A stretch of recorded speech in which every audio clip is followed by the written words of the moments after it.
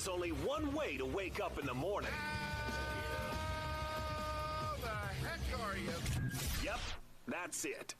Miller? Really upset that my daughter will not read one fish, two fish, red fish, blue fish on Twitch because I needed content. That's What is that? And Moulton. Uh-oh.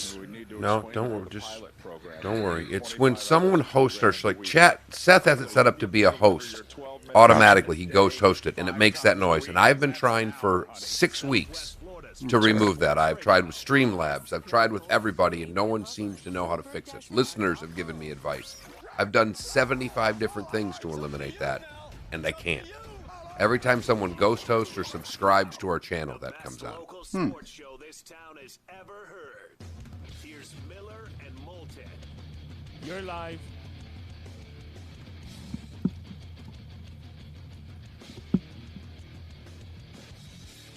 How the heck are you? Miller and Moulton, a Hump Day edition on this Wednesday, June 10th. Thanks so much for being with us. Southwest Florida's Fox Sports Radio, streaming once again, foxsportsfm.com, and broadcasting live on the Miller and Moulton YouTube and Twitch TV channels. Got a full show lined up for you today. We'll go to Clemson, check in on how life is in Daboville. We'll talk a little golf with the PGA Tour resuming tomorrow. And it's a Wednesday, and that means Seth Everett will join us in the final hour of the show. On air. On Yes. air. He may join us throughout the show in the Twitch chat room. You never can Correct. tell with Seth. Yes. He's usually in the chat room before I am. That is very correct. Very, very accurate there. I'm good this morning. We've said it's been Groundhog's Day. It seems like it's getting closer to end. But I tell you, one thing you and I talked about yesterday that it didn't take long for it to happen was NASCAR made an announcement. They're going to have some fans, David, beginning in Homestead. Now, not that many, and I am shocked at this sheer low number that they're giving. But apparently at Homestead, they're going to let 1,000 military people in. Correct. Yes. Talladega is going to be, how do I describe this? Talladega is going to be messy because what they said was they're letting the first 5,000 people in who had tickets to the original race. Now, David, help me out. Do they sell about 100,000 tickets to the original race? Maybe even more. Right. And we're telling 5,000 people with tickets they get in. The Right. 95 or 120,000 that have tickets that are there late don't get in. Does that not sound like a recipe for disaster to you in Talladega, Alabama? Because, David, it does to me. It reminds me of the old days, and by old days, I'm talking 80s, in which they would line you up for a big game or a big concert, in which people would line up 24 hours early, and they would line you up by car. And literally at some point in the middle of the night, folks from the concert or the arena or what have you would start doing a head count. And they would get an idea as to, okay, we've got tickets till about here.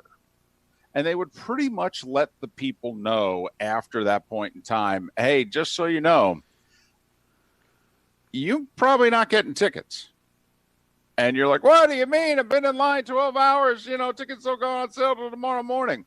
I don't know what to tell you. We've just done a head count. We've walked this line for a half mile and, 4 tickets per person. And I'm just letting you know we're going to be sold out. And so it could see where along the highway there, just outside the raceway, in which all of a sudden they got them on the shoulder and they're doing the count and they're going, yep, this red pickup, you're probably the last one. Which is, I've always found interesting because the Jersey way of selling tickets and the Michigan way of selling tickets is completely different. We just camped out. There was no cars. You got in line. See, they wouldn't let you do that. And I'm speaking specifically about what then was called the Brendan Byrne Arena. Right. It was the Meadowlands Arena. It's across the Giants stadium's on one side of the Jersey Turnpike, and the arena was literally on the other side of the Jersey Turnpike. And so for a big concert or what have you, they, selling at the arena, and then there would be an overpass, and cars literally would line up from the parking lot of the arena, and they'd be over the overpass, and we'd end up in Giants Stadium parking lot. And so, Mark, for a big concert, I was on the outside looking in. They did the count, and at about 5 a.m., they go, yeah, everybody from this point forward, I don't know if you're getting tickets. So I had to buy my way into the back of a pickup, halfway up the line there. And now, remember, it's December, all right? I'm sleeping in the back of a pickup. All right, but it's either that or don't get tickets. Did the same thing for the Giants. Hosted their first playoff game in 22 years in the mid-'80s, and in order to get 4 tickets, had to camp out, and we did it by cars also. And I thought getting there about 18 hours early was early enough, and had no shot at tickets apparently. So I had to buy my way into the back of somebody else's truck that time too. By the way, Springsteen? For the concert? Yeah. Oh, yeah. Oh, yeah. It wouldn't be a line that long in Jersey for anyone else now, would there? I mean, Bon Jovi hadn't hit the scene yet, so this was... Right. Bon Jovi was still opening for Rat. Right. Yeah, I mean, he's released Runaway at this time. We've really got nothing going on yet. Right. The second album's starting to get a little airplay. All right. But we're a long way from Slippery When Wet. Oh, my goodness. Yes. Yes, we are. So that's kind of what I have envisioned here, in which all of a sudden they let a few people know, hey, I don't know if we can guarantee you tickets. What do you mean? I've been here since Friday. I don't know what to tell you. A few people got ahead of you in line. But also they're going to allow a little bit of camping. What's a little bit of camping? Thank you. Is that the Holiday Inn? Because to me, a little bit of camping is the Holiday Inn, David. Well, that might be how you and I camp. All right. I mean, maybe a really nice RV is a little bit of camping. Now, I will say the infield at Talladega is a very big place. Right. I mean, it's its own city. Yes. The infield at Talladega. So they could allow for a, quote, little bit of camping, unquote. And yes, 5,000 people. If 5,000 people are in the stands at Talladega, does it make any noise? No. If they would have said 50,000, I would have said, okay, they're going somewhere around half capacity. When I saw 5,000, I almost scoffed at it. I'm like, what the hell are you thinking? Do better. Yeah, I actually think it's a terrible idea. What are you doing letting 5,000 fans in? So just help me for a second. Okay. We're going to line 5,000 people up next to each other. That's okay. But when they get inside, they got to be 14 feet apart from one another. I mean, David, 5,000 people at Talladega, you could have your own row. And I mean for the whole damn thing. I know. I'm with you. Remember, there are grandstands all over that track. It's not just along, the front stretch there. So, yeah.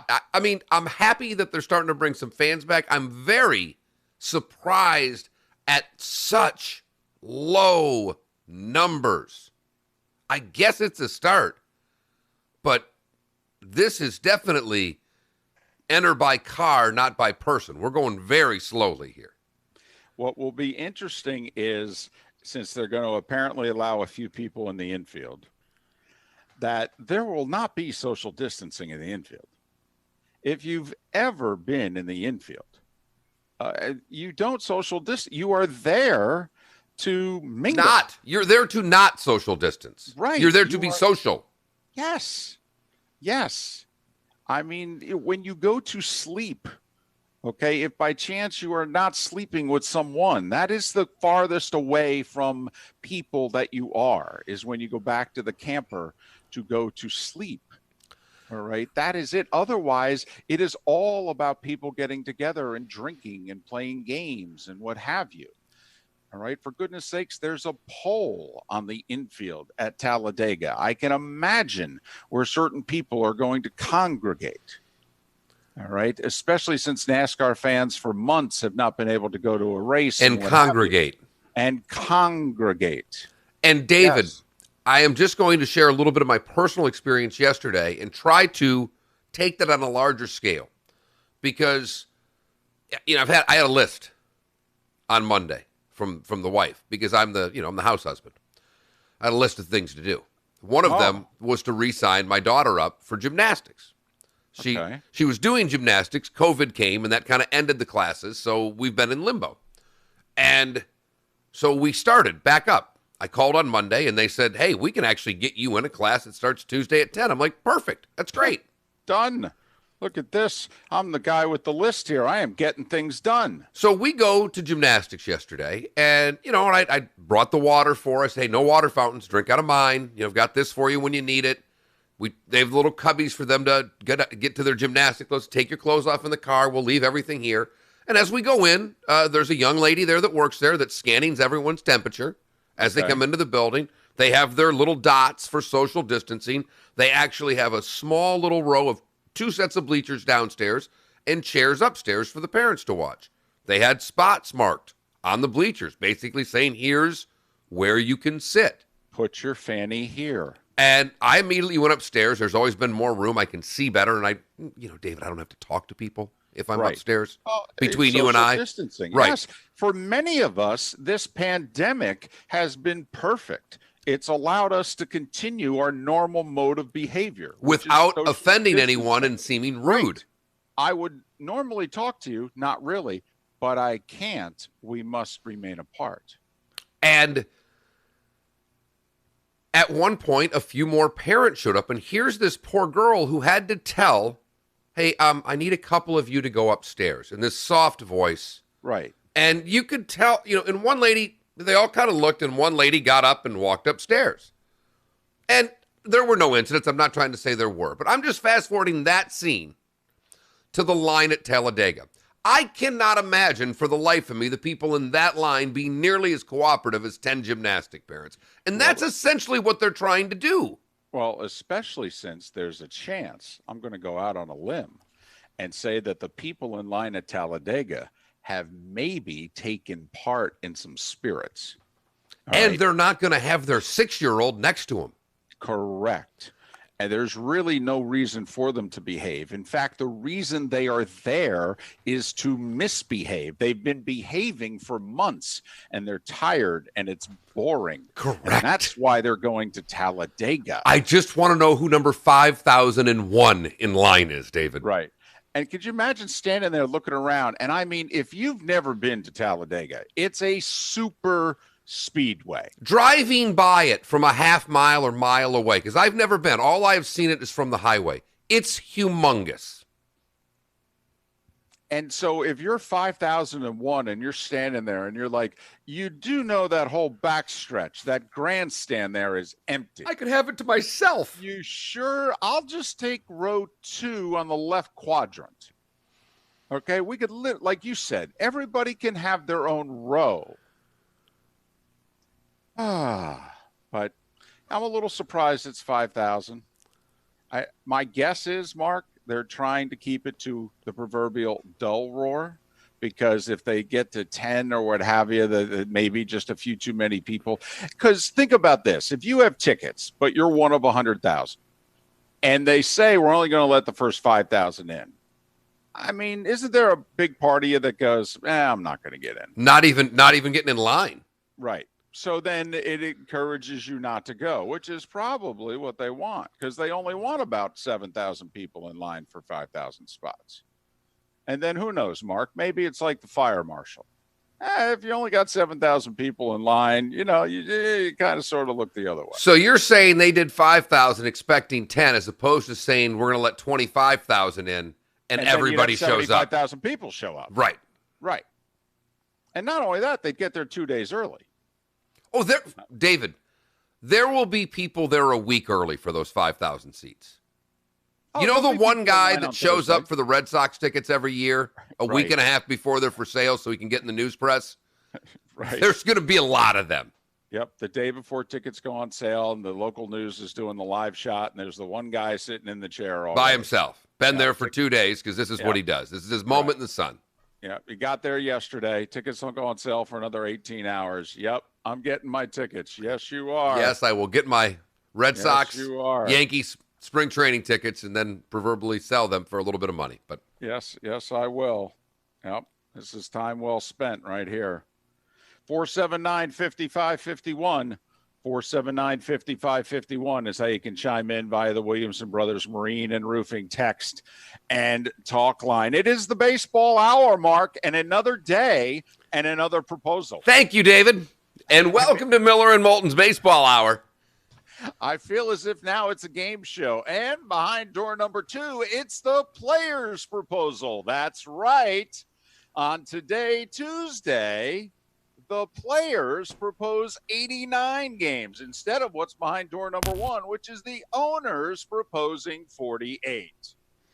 So what would you rather have, Monty? What's behind door number 1 or what's behind door number 2? And of course, another thing that I love, I mean, contentious divorces have had more agreement than the players and the owners right now. Mark, these proposals barely come out of the other side's mouth before they're rejected.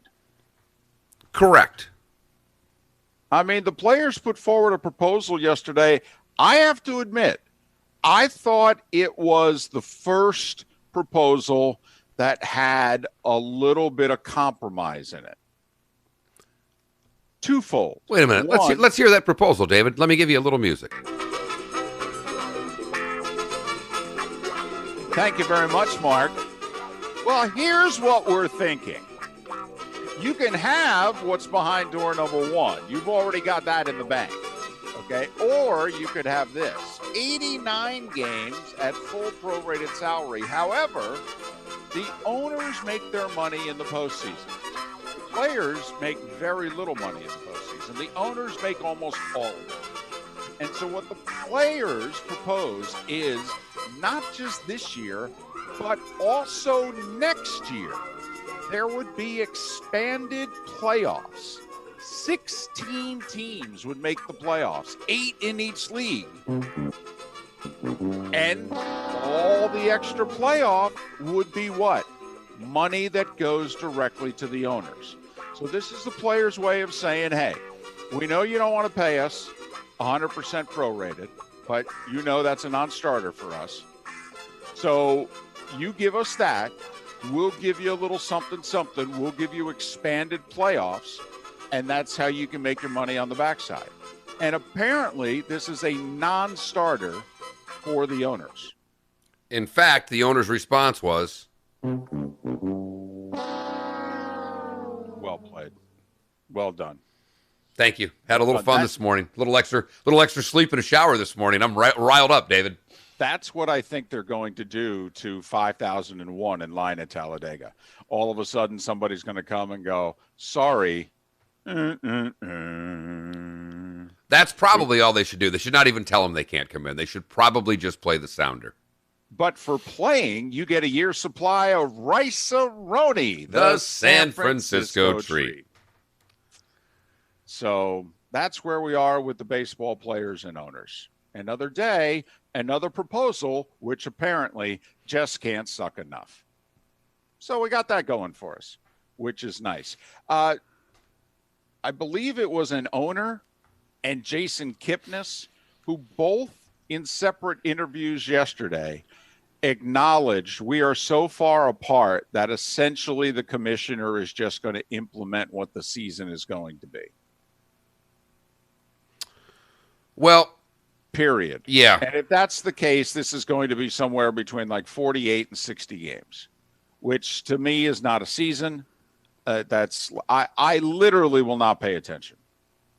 I will, because in fact, I don't know, Mark, if you want this to be the poll question, but if the MLB regular season is less than 60 games, all right, will you consider it a legitimate championship?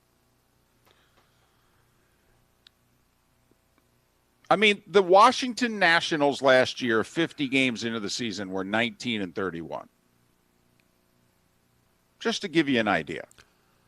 David, to me, of all of the baseball stuff that went back and forth, and I'll answer your question in a second. The simple answer is no.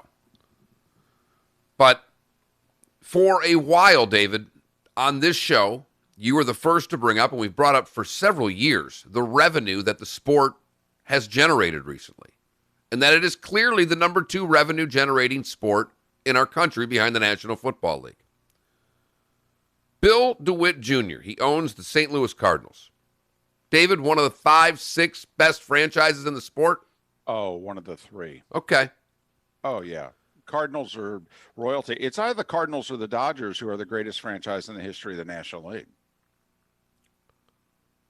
He was on 590 The Fan yesterday, and he said that the industry isn't very profitable, to be quite honest. Right. It's an $11 billion annual industry. I think they understand that, but they think, the owners are hiding profits. And there's been a little bit of distrust here. A little bit of distrust. A little bit of distrust. That's like saying Nancy Pelosi and Mitch McConnell don't exactly get along.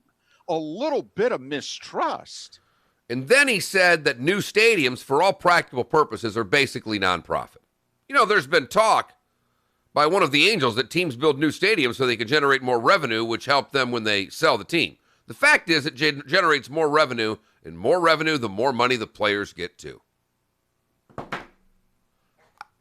Look, this thing has been, from a PR standpoint, David, I think done incredibly poorly, although you could argue the owners have done well by it because this is the only market in the country that took the side of the players somehow, which shocks me. But they've waged their war in the media, and they keep doubling down. And it seems to me every time they double down, they lay more of their hand out, and they should keep their cards close to the vest, if you know what I mean. By they, you mean the owners? Yes. I think they look worse every time they speak. Well, I think the owners are laying the groundwork for war. Been saying this for a while. I mean, this is the second owner in as many days that has come out and said, this is not a very profitable industry. The other owner was the owner of the Cubs. So to review, the owners of the Cubs and the Cardinals have said, tough to make money in this here business. The Cubs and the Cardinals. This isn't the owner of the A's. Or the Royals. Right. These are the Cubs and the Cardinals. And to me, this is the owners showing their 6 seconds of truth. Because deep down, the owners want to drastically change the entire financial structure of baseball. They want a cap. Badly. They want to break the players. They want to make more money. And their only chance to do it is going to be after the 2021 season. And think about it. Now they have the opportunity in 3 seasons to financially cripple a lot of players. Not the big boys like everything else, but if they miss this whole season, if they decide that we're not playing baseball, that means an entire year that the guys don't get paid. Next year they go play and they get paid. Right. And then a lockout. Yep. That's a lot of money. That's it could be a year and a half of salary for a player whose career is not that long. Correct. That's how you break a union. It won't matter to the Max Scherzers of the world, but to the rank and file, it will. Well, the baseball union is never broken. The Baseball Players Association is the strongest sports union by far. But it seems to me as if the owners are laying the groundwork for we're willing to risk everything to change how we do business. Are you guys willing to risk everything? And I think the first gauntlet that's going to get laid down here is the owners are just going to keep saying no. And when the commissioner determines that we are going to have like a 57 game season. Because the other thing that the owners have harped on is we're done at September 27th. Like part of the reason why the players proposed 89 games is they're like, well, we can go a couple of weeks into October. And the owners now are throwing player safety back at the players. They're like, no. The Faucis of the world say we're going to have a second spike in the fall. We need to be done before Halloween. I mean, that's what the owners are saying to the players. You really think the players think the owners give a damn about their health? Anybody? No. If you were a player, do you think the owners care about your health? No. But that's what the owners are saying. We got to be done by Halloween. So, yeah, a little bit of mistrust between the two sides. That's hysterical. Hysterical.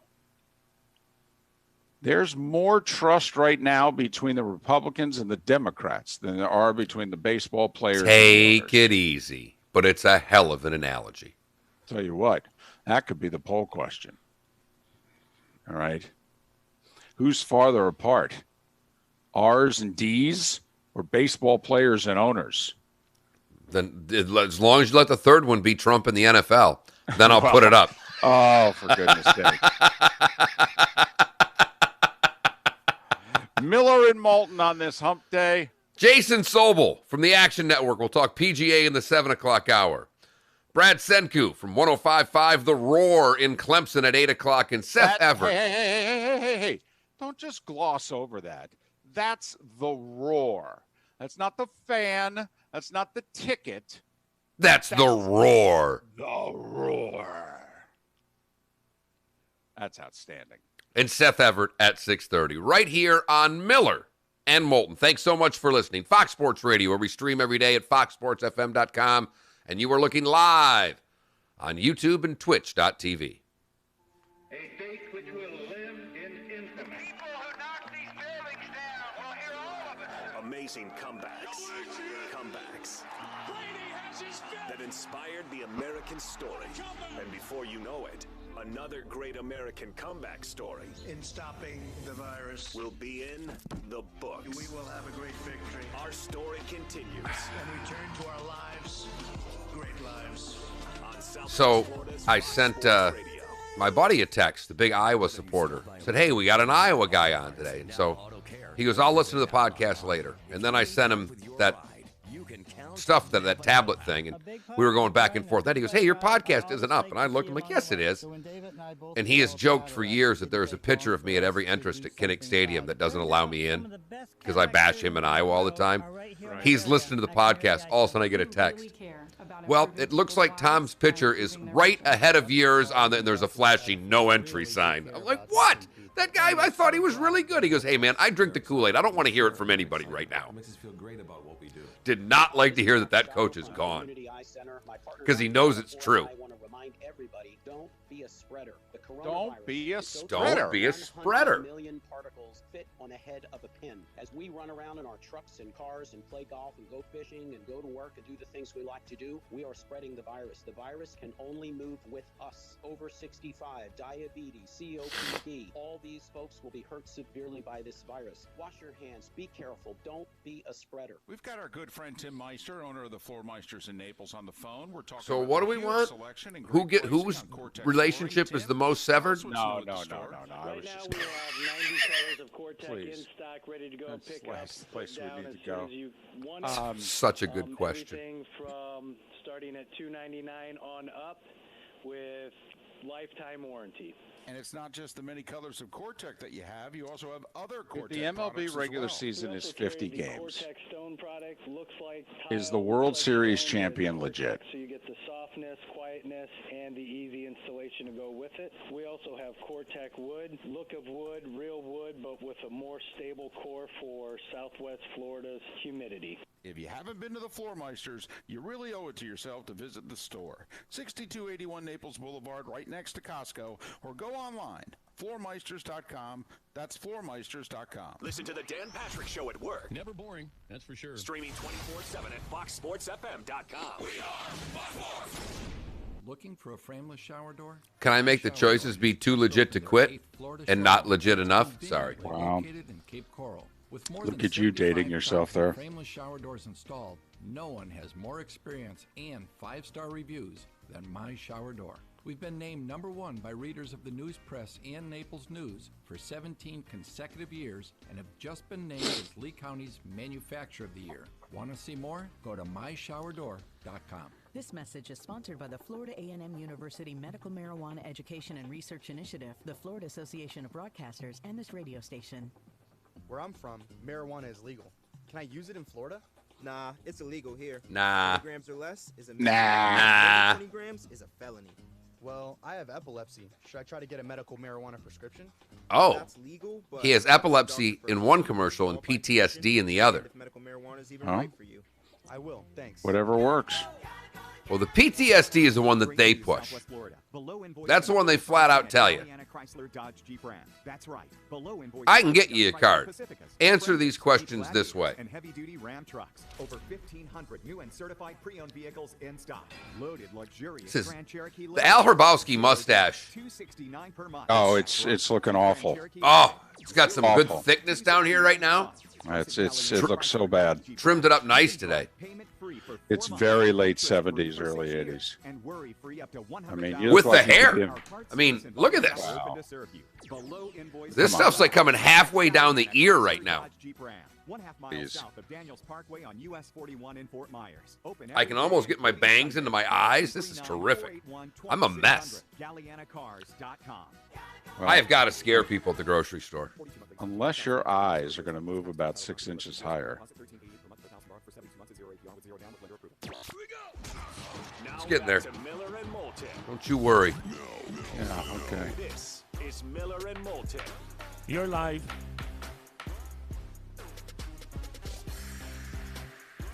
"28 minutes before the top of the hour. Thanks so much for being with us. Miller and Moulton, Southwest Florida's Fox Sports Radio. Make sure you sign up for the Miller and Moulton YouTube and Twitch TV channels. They're free, they're interactive, and you get to see Mark looking like Al Hrabowski, or a member of the 1970s Oakland A's. Yeah, I think it's got a little post-Sergeant Pepper's George Harrison look to it as well, the mustache. Not trying to compare myself to the Beatle, but just a hair that's a mess and a bad 60s, 70s mustache.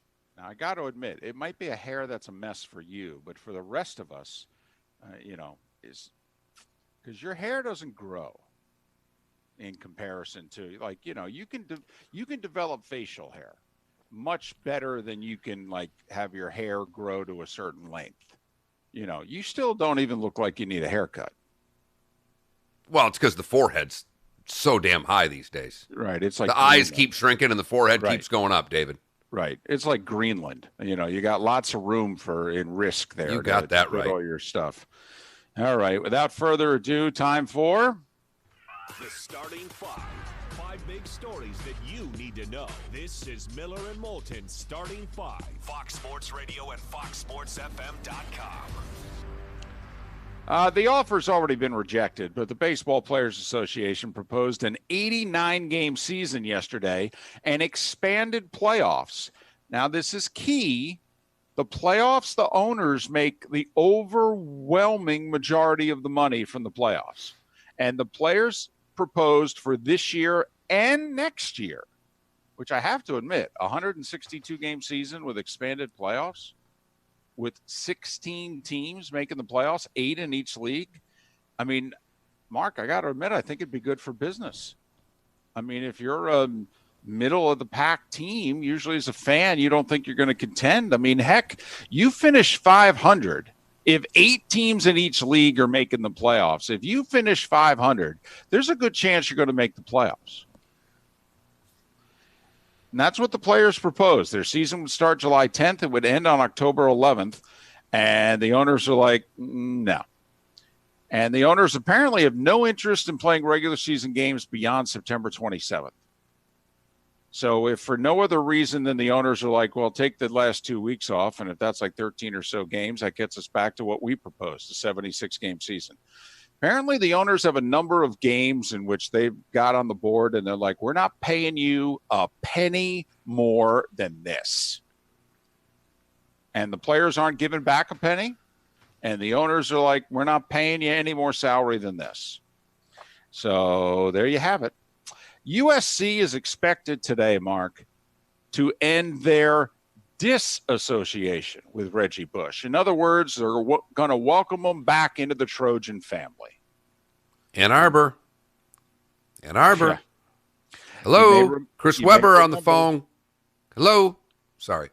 You may remember Reggie Bush and the gifts that he received while he was a tailback at USC in the year that he won the Heisman. It led USC to a 2-year postseason ban. They had to vacate the entire 2004 season when they won the BCS title. And they also ended up losing 30 scholarships. That was Lane Kiffin who had to absorb all of that. New NCAA rule says that after 10 years, you can basically welcome somebody back into the fold. And so USC expected to welcome Reggie Bush back into the fold. Be curious as to whether or not Reggie Bush runs back into those open arms, or if Reggie's like, "No, I'm good. It's okay." Here's my question. Should Reggie get his Heisman back? Should have never been taken away, but well, there we go. I mean, and we talk about this, should championships be vacated? David and I are in line step on this one. Did they play the game? Correct. Was Michigan in the Final Four? Did we all watch Chris Webber call a timeout against North Carolina? Banners should be up. Sorry. Don't know what to tell you. Roger Federer announced he's out for the rest of the year. He had right knee surgery in February. He was rehabbing it. Apparently, he re-aggravated the injury. He had to have a minor arthroscopic procedure. And so Federer says, I'm done for the rest of the year. Remember, the U.S. Open is still scheduled to be played in about 3 months. And then the French Open is scheduled to be played. And there's no guarantee Rafa's going to play. But Federer, who turns 39 in August, announced he is done for the rest of the year. The 38-year-old with 20 major championships. It should be noted, Mark, that 4 years ago, Federer did the same thing. He ended up having to rehab a knee injury. He took the second half of the 2016 season off. He missed the U.S. Open. He came back in 2017, won the Australian and won Wimbledon without dropping a set. Now, granted, he did that at the age of 36. Next year, he will try to come back at the age of 39. 39 is how old Jimmy Connors was when he had that run to the semifinals of the U.S. Open back in 1991. And those of us thought, boy, we're never going to see a 39-year-old do something like that. I know I've been saying for a while, we should not take the big three. We should not take the Williams sisters for granted. But, Roger Federer is 39 in August. How many more times will we see him play? He's currently the 4th-ranked player in the world. We talked about it earlier. NASCAR is going to have 1,000 invited fans at the Homestead race this weekend. They're going to be all military from the nearby base. And Talladega, the following week, they're going to have 5,000 fans at their race, and they may even allow a few people into the infield. So NASCAR beginning to open up just a little bit. Back to college football, Mark. Dylan Doyle. You probably don't know who he is. Oh, I know who he is. He's a player at Iowa. His dad is a strength and conditioning coach. Well, thanks, Mark. Really appreciate that. He's the son of the strength and conditioning coach, Chris Doyle. And maybe this is a clue as to how things are going to work out in the Doyle family because, well, the son entered the transfer portal yesterday. Now, do you enter the transfer portal if you think dad's still going to have a job and going to work there? So Dylan Doyle, who has 2 years of eligibility left, entered the transfer portal. Cards owner Bill DeWitt said two things yesterday in an interview. Quote, baseball is not very profitable, unquote. To review, this is the St. Louis Cardinals owner, and baseball's an $11 billion annual industry. It's apparently not very profitable. And the players, and I quote, according to Bill DeWitt, they have by far the best deal of any players in any sport, unquote. Well, they are the only professional players to not have to play with a salary cap. Basketball, hockey, and football all have a salary cap. Do you think the owners are trying to get to something here? Tom Ricketts of the Cubs said similar comments in the last couple days. So we have the owners of the Cubs and the Cardinals talking about how it's really tough to make money owning the Cubs and the Cardinals. Gotcha. One final note. Atlanta Hawks general manager Travis Schlenk, he says, don't be surprised if the 2021 season is condensed. He doesn't think that the NBA is going to do the Christmas to August thing. He thinks that they're going to want to try to keep the schedule for now under the current CBA, and with next year being an Olympic year, that they're going to start it sometime around Christmas, but that they're going to try to end it before July 4th. They're going to try to stay pretty much to the same schedule. And so I don't see how they're playing 82 games unless they're going to go against all the rules they've, put into place, Mark, in the last couple of years, where they don't like that back-to-backs, no 3 out of 4, et cetera. So don't be surprised at the 2021 NBA season if it's not 82 games. Well, and David, when we have been talking about this, the one thing that's been brought up by a lot of people, and while to us, and I think to a lot of people, the baseball or the basketball season playing that schedule sounds really appetizing. We don't have the same love for baseball as we did. If the playoffs were pushed further, it's more to watch in the summer. However, as it's been pointed out, many of these basketball teams have television contracts on regional cable networks with teams who share that with baseball. Right. And baseball's numbers locally are better than basketball's numbers locally. They just are.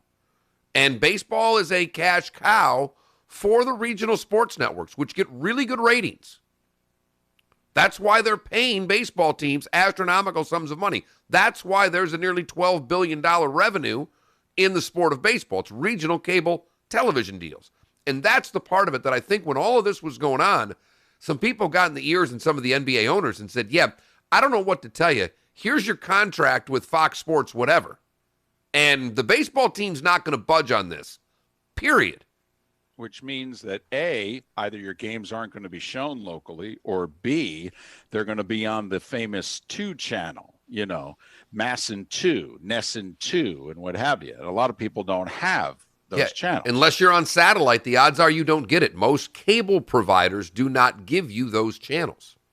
So that, I think, is more to do with these statements than anything else. I think they're realizing the fine print in their contracts and that the baseball teams still hold the power over many of the television deals in several markets where teams share the broadcast partner. And at 16 minutes before the hour, that mark is... The starting 5. 5 big stories that you need to know. This is Miller and Moulton starting 5. Fox Sports Radio and FoxSportsFM.com. When we come back, we'll recap yesterday's poll question and have today's poll question. Golf next hour with Jason Sobel. We'll head to Clemson in the 8 o'clock hour, and Seth Everett to join us also in the 8 o'clock hour. A full show lined up for you today. A hump day edition of Miller and Moulton. Thanks so much for being with us. Southwest Florida's Fox Sports Radio. Welcome to the program. This is the Dan Patrick Show. So far, we've had this mustache called Al Herbowski, Uncle Rico. Someone has told me that if I keep the hair growing, dye it blonde, I could go as the Tiger King for Halloween, which sounds absolutely fantastic. And lastly, Johnny Max says I'm morphing into a young Pat Moria from the Karate Kid. On Southwest Florida's Fox Sports Radio and FoxSportsFM.com. It's Fred Kobe with my Kobe Cooling tip of the day. Kobe Cooling is looking for experienced Danielson. installers. You know what I think it is? I think you got a little Conrad Dobler going. Ooh, I love it. Top pay, top I mean, I can pinch people all day long whenever we get in a scrum and be real dirty. Yep. You can kick them, you can pinch them. As all the of oldest that. family in this business in the area, we're busy, and we need your You know what help. I'm wondering? So if you're an experienced Can you air take a conditioning picture of your installer, mustache please and apply we in post person that at as the poll question? 4697 Well, the other one's already Celebration up, but Way in Oh, Fort okay. Myers. We're Mark's social mustache. distancing. Oh, I can do a looks like selfie. A. Al Roboski, B. Conrad Dobler, C. Uncle Rico would win if it goes up. Okay. Just, Yeah, maybe tomorrow.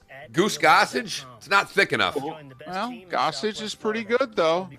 Pretty good. Trusted name in this business since 1949. No matter where you're voting, with Towboat US, Yes, it would make me Arnold from Happy Days. And, nationwide. Your local Towboat US companies in Charlotte, Lee, and you know, it was much better with Arnold. Whenever they brought in, what's-his-face, the old Italian guy when Arnold left. Another, you know, it was that pass jumping the shark? Did Fonzie jump the shark when they brought in the other guy to run Arnold's? Al Marita there. Yeah, or whatever. yeah.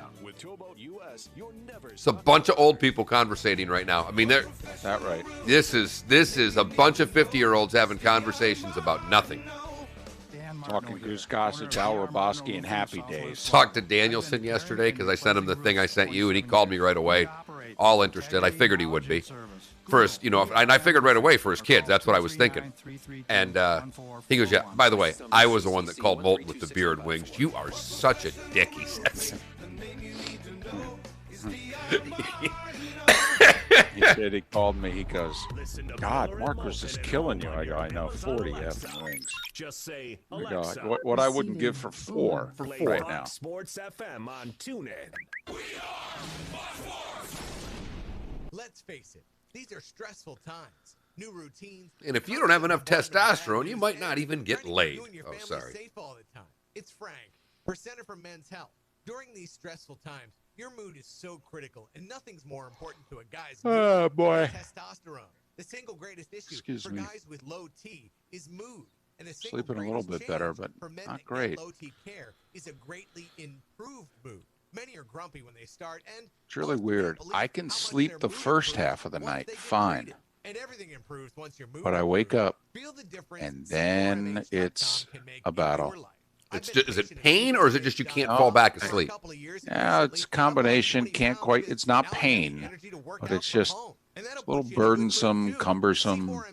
You know, can't quite get comfortable. You know, the exhaustion takes over right away. You know, 9:30, 10 o'clock, I'm out, and I sleep 3 or so hours. Just I'm out, and This then message is sponsored by the Florida and A&M usually the University stomach Medical Marijuana Education wakes and me Research up, and Initiative, then the it's Florida a Association of tossing and Broadcasters, turning and for this the rest of radio the station. morning. That's been the last 5 years of my life without a surgery, so I know exactly what you're coming to. Mine's just Yeah. usually 2 P's between midnight and 3. I mean, And I've never had this. I know.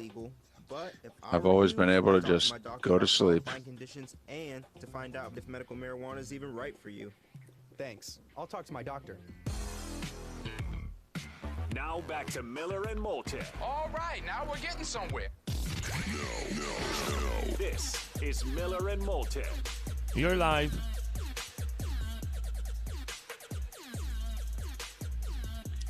Eleven minutes before 7 o'clock on this Wednesday morning, the 10th of June. Miller and Moulton, Southwest Florida's Fox Sports Radio.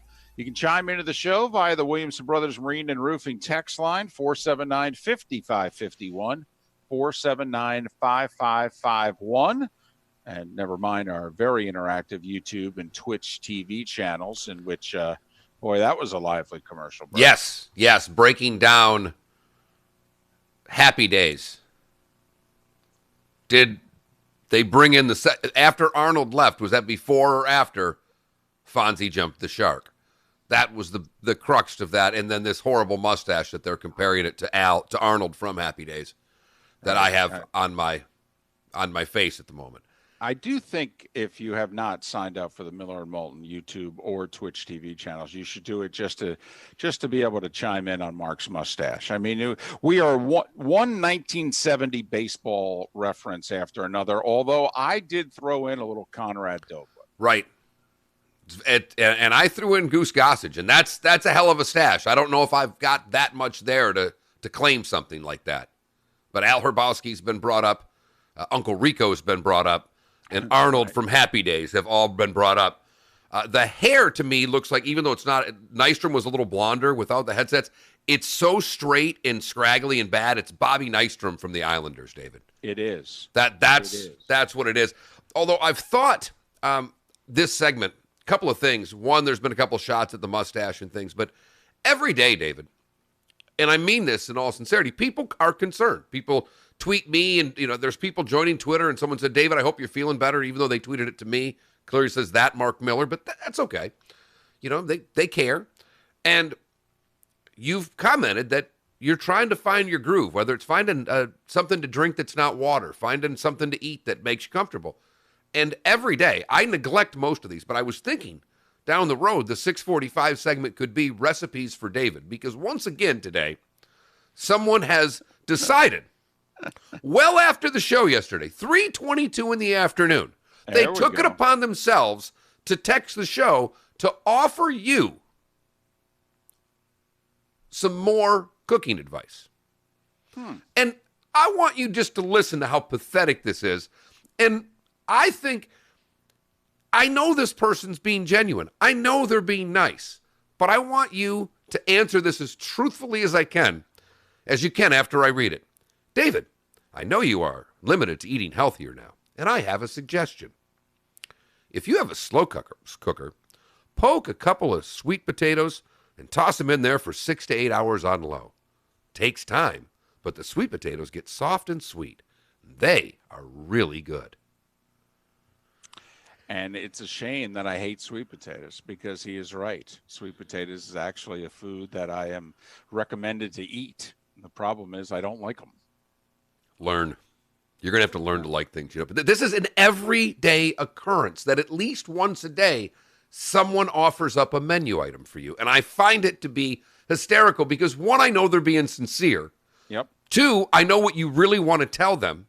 And three, I know that you know they're being sincere and therefore can't tell them what really is on your mind. Well, it's heartwarming. It's nice. It's nice that you care and you want to help out. And I'm very appreciative. I am. Unfortunately, I don't like a lot of vegetables. And so vegetables are really good for me. If it's not nailed down and it's a vegetable, I can eat it. I don't like a lot of vegetables. Sweet potatoes. I like regular potatoes. Regular potatoes, not so good for you. Sweet potatoes, really good for you. So, we got this little thing going on right now. Good for you, Moulton doesn't like them. Bad for you, Moulton loves them. Moulton does love a good poll question, though. And yesterday was if you could be at just one of these games in this great fall sports schedule, what would you choose? And your choices were the NBA Finals Game 1, the Derby, the season opener between the Bucks and the Saints, or Georgia at Alabama. And Georgia at Alabama would end up winning pretty convincingly by about 8 percentage points over Bucks Saints. The Derby finished just behind Bucks Saints.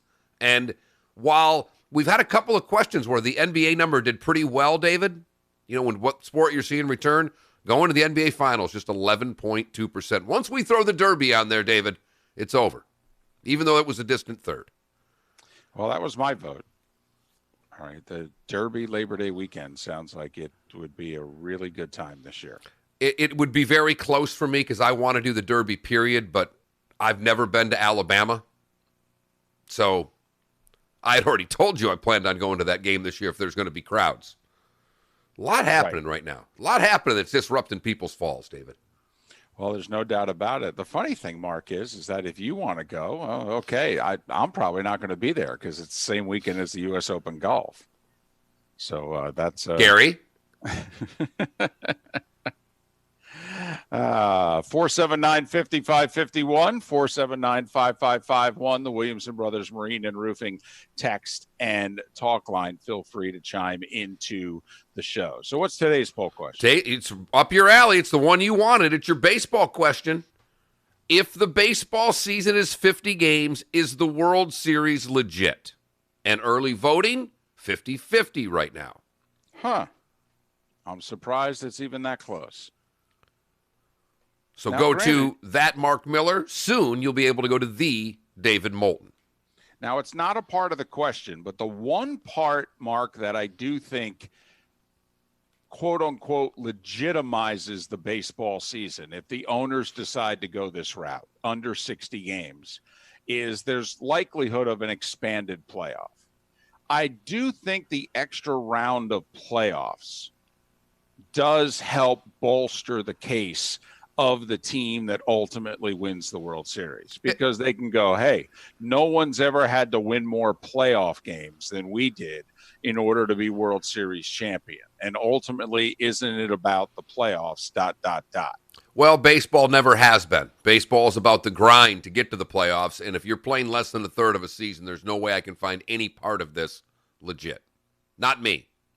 I'm with you, David. If it's less than it's 50 games or less, I will not turn it on. I may watch some playoff baseball, but it's not like the first opening day I'm going to be all jazzed up wanting to watch baseball being played. I'll pay attention to scores and standings, and we'll go from there. Now, if they end up going with the owner's latest proposal, which is around 74, 76 games, if they did 76 games but an extra round of the playoffs, me, Mark, that would hit the minimum criteria. I think you're close. I'm not going to quibble over 5 or 6 games, if you know what I mean. I really thought they should try to get to 81 and play half of a season. But 76, 81, we're just – that's semantics, really. Right. It's a week. All right, but the extra round of the playoffs, I think, might bolster the case of this season had just enough meat on the bone. You know my standard, Mark. It's a 1982 NFL season, which was a strike year in which it was a 9-game regular season. 9. But they expanded the playoffs, an extra round of the playoffs. 8 teams made it in each conference. Redskins beat the Dolphins in the Super Bowl that year. No one has ever said that that was an illegitimate Super Bowl and championship. It's Wednesday. I like to golf on Wednesday, so let's talk some golf. Next hour, Jason Sobel from the Action Network will join us coming up in 30 minutes on Miller and Moulton. Thanks for listening to Fox Sports Radio. From Southwest Florida's news leader, this is a Wink News Update. I'm Therese O'Shea with Wink News. One of the area's largest Black Lives Matter protests so far is scheduled for tonight at the Collier County Courthouse. They're asking supporters to vote to create change. The Lee County NAACP will meet today to discuss permanently removing the Robert E. Lee bust from downtown Fort Myers. It was taken down last week as a precaution ahead of protests. A Cape Coral student is denied admission to the University of Florida for racist comments posted to social media.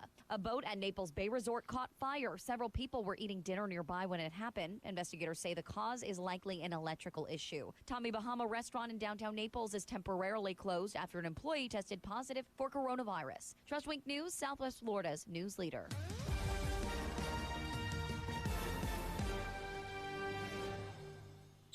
Twitter. Follow Southwest Florida's Fox Sports Radio on Twitter. Yeah. Follow us at Fox Sports SWFL. Cathedral Roofing Innovations. Now, Hurricane Irma was a long time ago, but believe it or not, well, problems with tile roofs, they continue to occur as a result. Now, many homeowners are just now feeling the effects of the hidden damage that occurred to their tile roof. Now, whether it's new leaks, cracked, unsecured tiles, these roofs are living on borrowed time. Now, tile roofs, by nature of their design, are susceptible to lift and powerful storms like hurricanes. When this occurs, your tile underlayment can be compromised, but you would not realize it until possibly years later. Now, with Cathedral Roofing Innovations, you get a great roofing company to inspect your roof for any damage. And just because you don't have leaks doesn't mean you don't have issues. You know, I was just thinking, for all you hear, one time Moulton and I had ice cream at Royal Scoop, because I went to Royal Scoop yesterday. I'm not going to do this while David was here. It was fantastic. But I want my own sandwich. And I wanted to hit Wally's Deli up hard to have a Miller and a Moulton. And now, if we did that, would the Moulton be a pre-surgery Moulton, or would it be a post-surgery Moulton? Here's what's trending now. Hell of a question, isn't it? C4MH.com. What do we got there? I was just asking the stash chat room here, because I think about food, unfortunately, all the time. And you remember when we had our ice cream at Royal Scoop? Right. Well, I was there yesterday, and it got me thinking, because I asked them, because they used to have the Wild Bunch Crunch that was really good, too. They didn't have that anymore. And so I want a sandwich. I want Wally's Deli to have a Miller and a Moulton. I asked our audience, should we have a Moulton pre-surgery if he had his own sandwich, or do we have to have a Moulton post-surgery sandwich if you created your own? Because could you create a sandwich that you couldn't eat anymore? I think we have to have pre, because we have to have a good sandwich.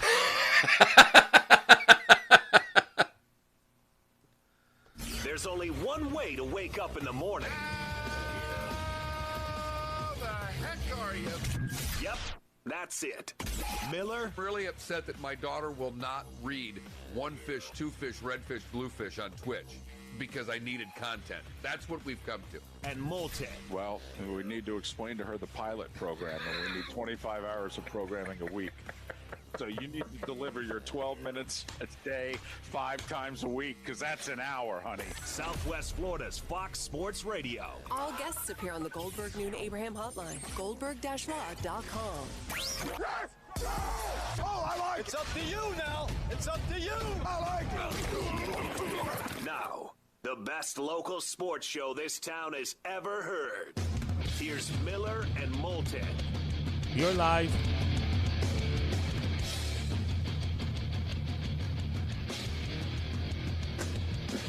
Couple minutes past 7 o'clock on this hump day, Wednesday, June 10th. Thanks for being with us. Miller and Moulton, Southwest Florida's Fox Sports Radio, streaming foxsportsfm.com, broadcasting live on the Miller and Moulton YouTube and Twitch TV channels. Sign up for them. They are free. It is interactive, and you get to see the show. And occasionally, we also have exclusive content that we provide just to YouTube and Twitch TV. The Williamson Brothers Marine and Roofing text and talk line is 479-5551.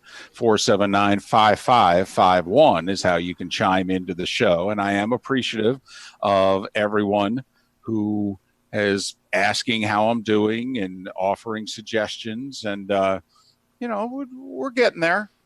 We're getting there. It was 3 weeks ago tomorrow that I had the surgery. I've been home for a little more than 2 weeks. And so is what I was told is a 6 to 8 week recovery. Easy for me to say. And so, we're getting there.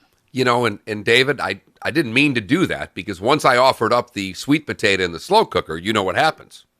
Oh, more and more suggestions. Another suggestion. David needs an air fryer. It's changed my life. Vegetables are delicious in it. I will say an air fryer is nice. And those were nice texts. 2 really nice suggestions. Right. But you know what? Eddie does it right. Pops, get your dead ass out in the backyard. Plant some kale, potatoes, tomatoes, pumpkin. Your shape will recover. I mean, yelled at you. That's what you need. You don't need sympathetic. You need drill sergeant. Really? Really? Sympathetic didn't seem to work. It just angered you. Does he know who I'm living with? Okay. Trust me. Hey, Ruth, plant some kale. Exactly. All right. No poppies back there, Ruth. Kale. I'm living with Ruth from Ozark, for those of you that have binge watched that show recently. That's who I'm living with here. All right. And she's debating whether or not she needs a shotgun for reinforcement.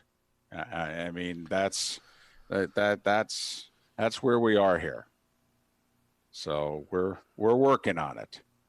Boy, that's oh all boy. I can say. We are working on it. Gun in the Moulton house. There's never a phrase I thought I'd hear in my lifetime. Yeah, me neither. But apparently this cancer thing has changed everything. 479-5551. 479-5551. Holy cow, I'm giving out the Williamson Brothers Marine and Roofing talk and text line. Oh, look at the time. Yes. What's the weather like? Oh, sorry. Jason Sobel to join us from the Action Network at the bottom of the hour. The PGA Tour resumes tomorrow. They haven't played in 3 months. Tomorrow's the 3-month anniversary of Rudy Gobert and everything shutting down. So that's 3 months. And think about this, Mark. The NFL season kicks off 3 months from tomorrow. Think about what has transpired. And I know we try not to go down this road because it's a bit of a downer. But just it's been literally 3 months to the day tomorrow that all you know what broke loose. And 3 months from tomorrow is when the NFL season kicks off. It's technically September 10th, but it's the second Thursday in September. I mean, 13 weeks. The magic numbers, as we like to say today, Mark, if the college and pro football seasons kick off on time, the magic numbers are 80 and 92 today. So 13 weeks tomorrow, 3 months, is when the NFL season is scheduled to kick off. Think about what we've gone through in the last 3 months, and if that were to extrapolate forward, where do we think we will be in 3 months? Well, that to me is such a unique question, David, because when you see comments yesterday, Ole Miss comes out that they had sent a letter out basically saying we're playing in front of people. Right. All people. Full stands. Then also yesterday, I believe it was one of the coaches said, Jay Wright, I think, said, yeah, I don't see any way to have fans in the stands for college basketball. Right. Which tips off 2 months after football. Right. But obviously, outdoors versus indoors. I gotcha. But as Pat Kerwin said, these things called airplanes that he was on recently, they're indoors. Right. And his flight was full. Correct. And there is no way you can convince me that an arena is less safe from a standpoint of contracting a virus than an airplane. I think that's a tough case to make. I agree with you. So, hey, it'll be fascinating. And if you're college basketball, by the way, and Jay Wright is correct, do you think about pushing your season back? I mean, do you do what the NBA and NHL have done now? I mean, do you push it back 2 months? Instead of going November through March, could you go January through May? May Madness. Now, it obviously, the networks would not be thrilled with it at all. But, I mean, there are a lot of the teams in college basketball in which basketball is their big money maker. We got 350 schools that play Division I basketball. Well, we got 130 that play big-time football. And of those 130, how many do we even consider big-time football? 70? Maybe. That's meaning you're taking all of the teams inside of a conference and saying they play big-time football, and it's tough for me to ever say that about a school. Some of the schools like Rutgers, if you know what I mean. So yeah, but when there's that much money involved. I gotcha. But it's not more than that. But, David, let me just personalize this a little more. FGCU doesn't make a whole hell of a lot of money, if any, in their athletic department. In fact, they probably lose money if it wasn't for student fees. But the two sports that bring in the most revenue for their department are their basketball programs. Absolutely. What would a year with no fans for FGCU basketball do to the finances of that athletic department? Oh, my goodness.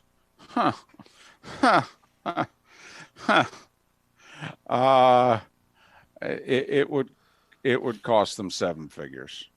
There you go. So that's the part of this that look, I think it's reasonably ignorant for a college basketball coach in June to talk about fans in the stands in November. I think it's really, really ignorant. I mean, that's not being in your own lane at all. It's not being even close to observant to what's going on in the world. I disagree with that. To project out 5 months and say, I know what's going to happen then? Well, he didn't say, I know what's going to happen. He was asked his opinion on it, and he gave it. All right. And he does have a little bit of say here. He is the men's basketball coach at Villanova. It is the number, and could very well be the preseason number one team in the country also next year, even though they did lose a guy to the draft yesterday. I mean, that is the money-making sport at that school. I got you. I understand that. I just think on June 9th where is he and they located? Philadelphia. They're the Northeast. And I do, once again, we've had these conversations for 3 months. It is important to take into account literally the area code in which everyone is standing in when talking about this, because it is different by the area code. It's a much bigger deal in Jay Wright's backyard than it is in ours. It just is. And I understand that. My point is that if I'm in his shoes, it's just an answer that I think is a bad answer to give about November. The obvious answer is I have no idea. I have absolutely no idea. Remember, this has only been 3 months since we shut down the NBA. How can I project 4 months ahead to what's going to happen? We have no earthly idea. None. That is true. That is true. We talked about this yesterday. It will be interesting, fascinating. Pick your adjective here. The NBA's plan is to put everybody in Orlando and play before no fans beginning July 31st. 2 weeks before that, Orlando is going to completely open up. Disney and all of the theme parks. How about that dichotomy? Just right there. Let me throw in the blimp shot. Let's just say, for blanks and giggles, David, that they're going to send a blimp over, even though the games are indoors, but they've done it before. And they give you that shot. Here's where we're at. Right. Then they show the crowd shot with nobody in there. Then they show the high shot of Orlando again while there's 40,000 people at Disney, 20,000 at the studios, another 20,000 at the Star Wars thing. I mean, are you serious here? And a parking lot known as I-4. Right. I mean, that, and so you could see where certain people may look at the NBA and go, you guys are being pretty cautious here, aren't you? Either that, or you conclude that the other guys up the road are being kind of reckless. But it would seem to be one or the other. But it will be a fascinating dichotomy in the very same city within a couple of miles of one another. What is going to be going on in Orlando? And much of the rest of the sports world will be watching. I mean, college basketball, and this is where the NCAA gets involved, Mark. This is their sport. They got control over this sucker. All right, they can step in here with this sport. Big-time football, they got nothing that they can say about that. These conferences want to play. They want 100% capacity. All they can do is just hope for the best. College basketball, that's their breadwinner right there. And on that note, David, when their tournament that they control comes back in March of 2021, depending if people are still carrying this out that far, do you think it would affect them taking away sites if they're not going to have people at games in certain areas? These sites are already determined. Yes, they are predetermined. I don't think they'll take away sites. If they're not going to have fans, to sites that would have fans? Sites that would only have 50% fans versus sites that would have 100% fans? Detroit, Michigan's one of the sites.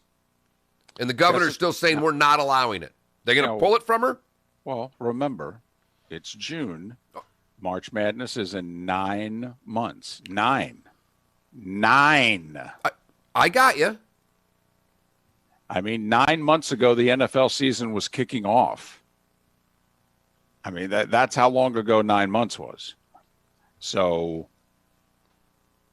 but I know what you're getting at, especially since the revenue hit that they took by canceling the 2020 March Madness. You could see where the NCAA and its member institutions would be like, kind of need to maximize revenue on this one.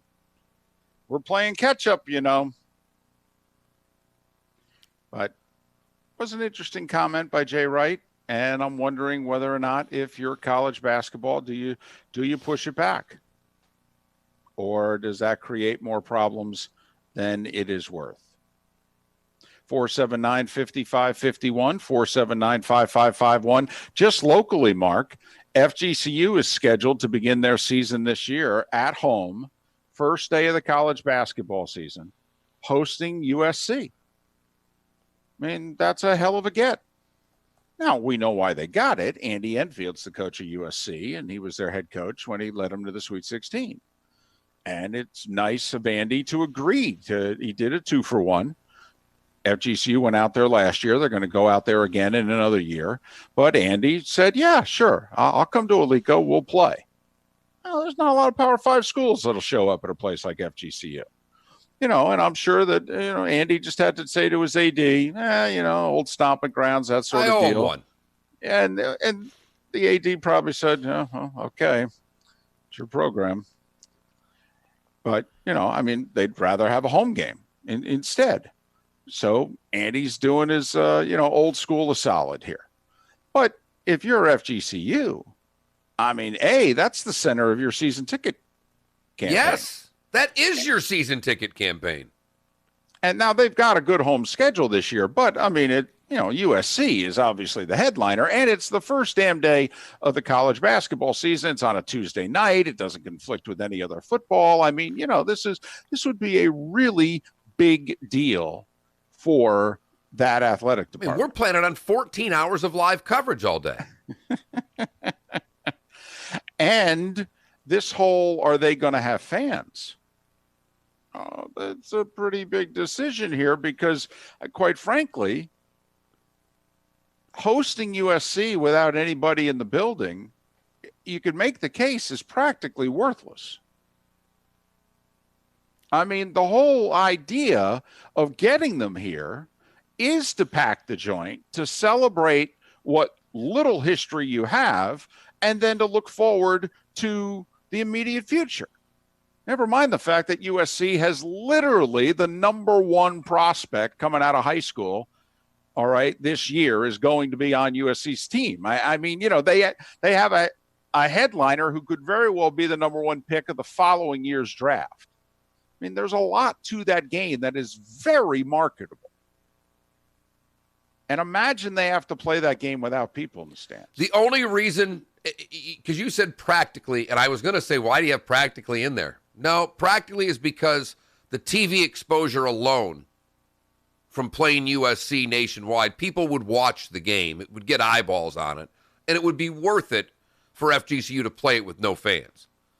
But at the cost of what they sacrifice is amazing. Staggering what would be lost if they don't have fans. So does that enter into the equation when the university is deciding whether or not they're going to have fans? I think you'd be ignorant to think that it's not going to enter into the equation here. And they're one of the only about 50 women's basketball programs that sells over 2,000 tickets a game. And they've got a couple of marquee teams coming in this year. And they're obviously going to be good again. Well, especially if some of the kids who transferred are allowed to play right away, they could be really good right away. So, and this is an athletic department like 300 others that are its size that has taken a hit here in the winter and spring and summer of 2020, and they need to start recouping revenue. And fans at these games, you can argue. Listen, it's what the baseball owners are practically saying.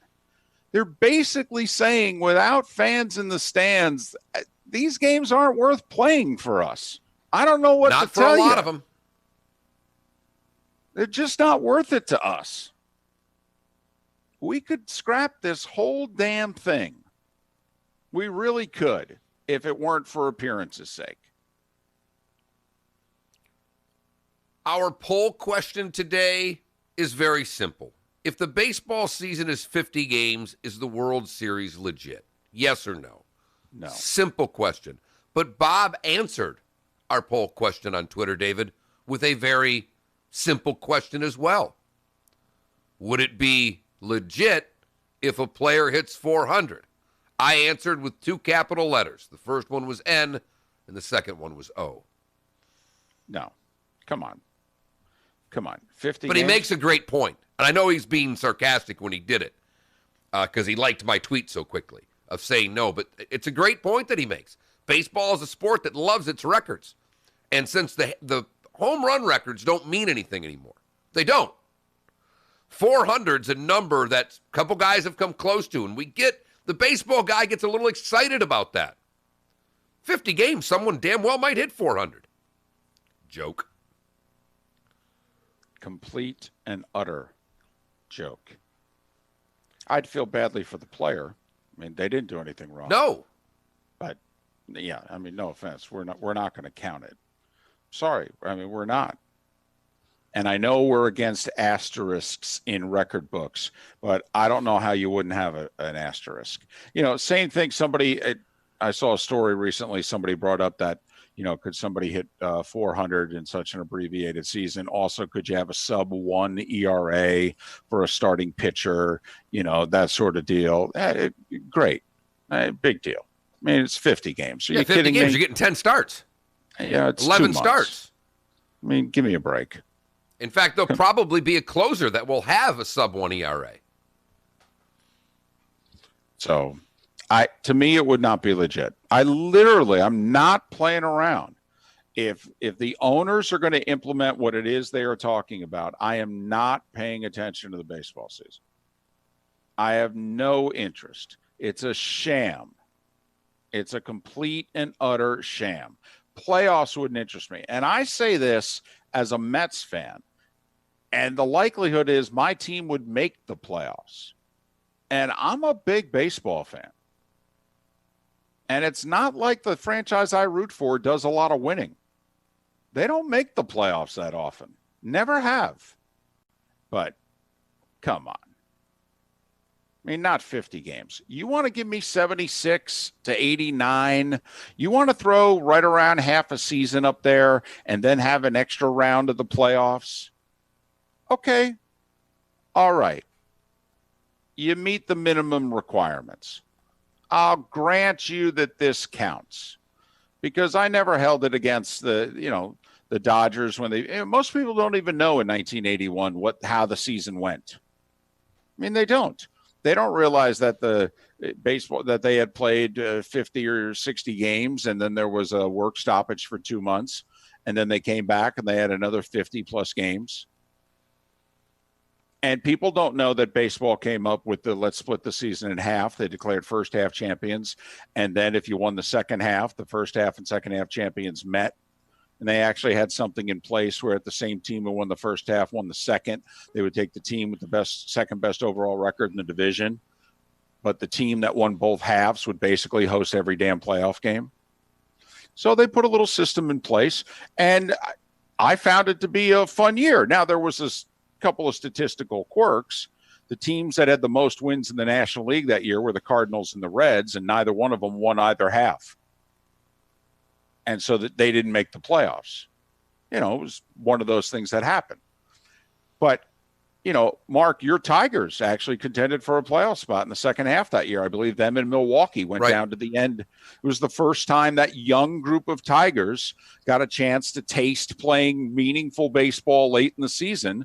And then, a couple years later, we saw what became of those young Tigers. But them and the Brewers went down to the wire in 81 in the second half. Brewers won the second half, made the playoffs. But the Yankees and Dodgers ended up playing in the World Series, and the Dodgers won. And most people have no idea that the baseball season occurred the way it occurred. Miller and Moulton. We will switch from one set of green grass to another, the golf course, with Jason Sobel from the Action Network. He's next on Miller and Moulton. Thanks for listening. Fox Sports Radio, streaming at foxsportsfm.com, and you are looking live on twitch.tv.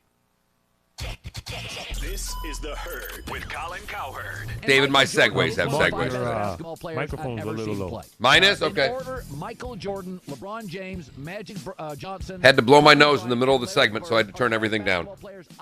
What I would do for a cough button. Why would I count the least skilled position on the floor? It's not about titles. Colin Cowherd, weekdays at noon on Southwest Florida's Fox Sports Radio. And David, are we doing, people are wondering, are we doing an MLB draft show tonight? We are not. Okay, But thanks just for asking. In fact, I believe I made the comment in the Twitch chat room. If you think about it, the NHL draft gets more attention than the Major League Baseball draft. Say that out loud. The NHL draft gets more attention. It gets, I mean, think about it. The MLB drafts on MLB Network. The NHL drafts at least on NBCSN. The NHL draft is held inside a hockey arena with thousands of people in the stands. Pretty much sold out, David, wherever they put it. I mean, it is pretty much sold out, even in Tampa. 239-481-2600. GallianaCars.com. The MLB Network draft is held inside the MLB studios in Secaucus, New Jersey. It's Fred Kobe with my Kobe Cooling tip of the day. Kobe Cooling is looking for experienced installers. We're hiring right now for experienced install crews, full-time work with top pay, top benefits, a 401k plan with matching monies, paid vacation, and plenty of work. As the oldest family in this business in the area, we're busy and we need your help. So if you're an experienced air conditioning installer, please apply in person at 4697 Elevation Way in Fort Myers. We're social distancing, so when you get there, call the number on the door and someone will come out and help you. You can also email me at fredkobe@aol.com. That's FREDKOBIE@AOL.com. Come join the best team in Southwest Florida, Kobe Cooling. Kobe, the most trusted name in this business since 1949. For professional roofing, the name you need to know is D.R. Martineau. Dan Martineau here, owner of D.R. Martineau Roofing of Southwest Florida. We're still finding a lot of roofs with hurricane and windstorm damage. Boy. Call us today for a free inspection. Google DRM Roofing or call 239-332-1441. License number CCC 1326954. For professional roofing, the name you need to know is D.R. Martineau. I'm a busy person. Catch the show anytime. Check out MillerandMoulton.com and subscribe to the daily podcasts. We've got our good friend Tim Meister, owner of the Floor Meisters in Naples, on the phone. We're talking about their huge selection and great pricing on Core-Tec flooring. Tim, tell us what's new at the store. Right now we have 90 colors of Core-Tec in stock, ready to go, pick up, put down as soon as you want it. Everything from starting at $299 on up with lifetime warranty.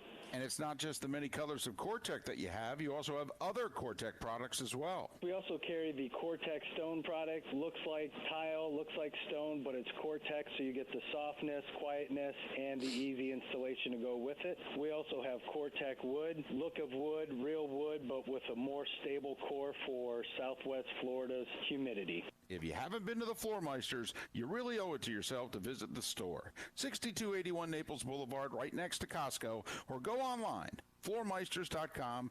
That's floormeisters.com. This message is sponsored by the Florida A&M University Medical Marijuana Education and Research Initiative, the Florida Association of Broadcasters, and this radio station. Where I'm from, marijuana is legal. Can I use it in Florida? Nah, it's illegal here.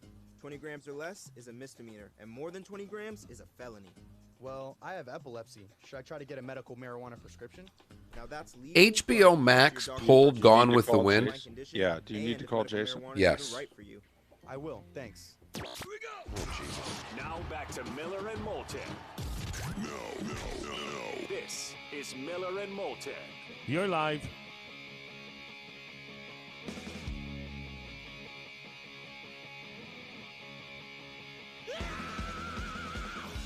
Here we are as we approach the midway point of Miller and Moulton at 29 minutes past 7 on this hump day. Thanks for being with us on Southwest Florida's Fox Sports Radio, streaming at foxsportsfm.com. And you could be looking live at Miller and Moulton on their YouTube and Twitch TV channels. It's a pleasure to welcome back Jason Sobel. I'm sure Jason thrilled to be getting back to work in a big way. Tomorrow, the PGA Tour resumes. He covers golf for the Action Network. You can follow Jason on Twitter at Jason Sobel, TAN, which stands, of course, for the Action Network. Jason, top of the morning to you. Hope you are doing well through all this, and you made it, buddy. You can go back to work. Good morning, guys. I'm a jaded old sports writer. I've been doing this a long time, covering the PGA Tour for a while. I don't get too excited about stuff anymore. I mean, kind of been there, done that. I'm pretty excited for tomorrow. I'm pretty excited for PGA Tour golf to be back and us to have something to watch again and something to give us some sense of normalcy. So, yeah, I can't wait for this. I'm right there with you. I mean, this show, I might be like live play-by-play of the early tee times tomorrow morning. And the tour did us a bit of a favor. I mean, when you've got 1, 2, and 3 in the world in the same group, I mean, they always have great groupings, but this is a great field, maybe the best field the Colonials had in a long time, and great pairings. When you get the restart, what are you trying to pay attention to? How are you trying to grade this? How are the folks at the Action Network putting odds on a tournament? We have no idea who's been playing worth a darn. Yeah, they've got everybody but Tiger and Hogan at Colonial this week. This is, to me, as difficult a golf tournament to handicap as I've seen in an awfully long time. Few different reasons. First of all, you mentioned it right there. I mean, there's been 3 months since we've seen anybody hit a golf shot that mattered for anything. We've heard little bits and pieces and rumors here and there. Oh, this guy's playing well at his home club. That doesn't really mean anything until they get into competition. So that makes it, of course, really difficult. Then the fact that there are so many top players. We've got 7 of the top 10 in the world, each of the top 5 in the world ranking, who are playing this golf tournament. And some have played a few times. Rory Mcilroy, for instance, has never played this course. So really difficult to figure out whether he's going to take right to it and love it or whether it's not really his cup of tea. And then the third part about it is that Colonial is generally a tough course to figure out where guys are going to play well anyway, because it's a shorter type course. So we've seen winners like Kevin Na last year, Kevin Kisner, Steve Stricker, David Tom, Zach Johnson in the past, all guys who are short, accurate type players. And yet over the last few years, John Rahm has a couple of top 5s. He's a big hitter, of course. Tony Finau, a runner-up finish last year. He's a big hitter. Brooks Koepka the year before that was in second place. He's a big hitter. So we've started to see more of these big hitters with a chance to kind of dial it back a little bit and keep themselves in play and play very well at this course. So really what that does is put everybody into the fold, kind of levels the playing field. You say, boy, this is a really, really tough course to handicap. Jason Sobel covers golf for the Action Network. Follow Jason on Twitter at Jason Sobel, TAN, which stands for the Action Network. 6 straight months of golf, Jason. I mean, it basically ends the week before those that come to Naples for Greg Norman's shootout. 6 straight months. How much of it do you think these guys are going to play?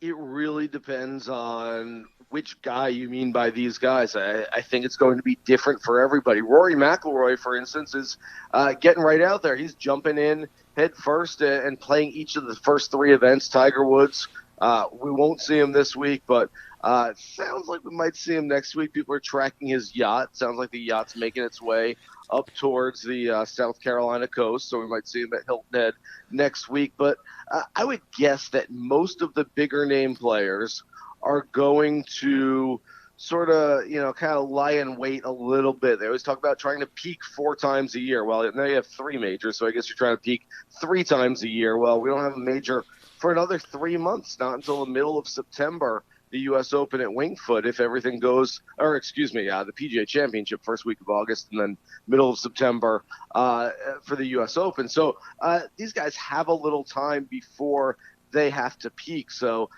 they don't need to do it right now. So I think it would be a gradual thing for most of these players to kind of work their way up to mid-season playing form. See, even someone who covers golf for their whole life can sometimes just skip past the PGA. It's a mistake we've all made from time to time. It's not just you and I. Jason Sobel can do it as well. Jason, is there anything on the schedule outside of the majors with redoing things and scheduling around that makes a course a little different than before? That is going to, the Masters, I'm so excited, but that's way down the road. Is there another tournament based on the schedule being moved that you're excited to see at its new spot because it will provide a different challenge on the golf course? Well, based on my last answer, I need the schedule in front of me because I still don't know it by heart right now. So, you know what? I think the easy answer there is the Masters. Having the Masters in November, I'm a glass half full kind of guy. I think it's going to be cool. The course is going to play differently, and I'd love to see the course with some fall foliage in the background. And I just think it's going to be a neat atmosphere to see some golf. From what I hear, it can be anywhere from 50 degrees to 80 degrees in Augusta in that time of year in November. So remains to be seen what kind of weather and how that dictates scoring in the leaderboard that week. But as I tell everybody, and there's still people who you think it's the worst thing that's happened to them over the last 3 months, that, oh, I can't believe they're playing a Masters in November. This is terrible. And I say, look, first of all, I think it's going to be pretty cool.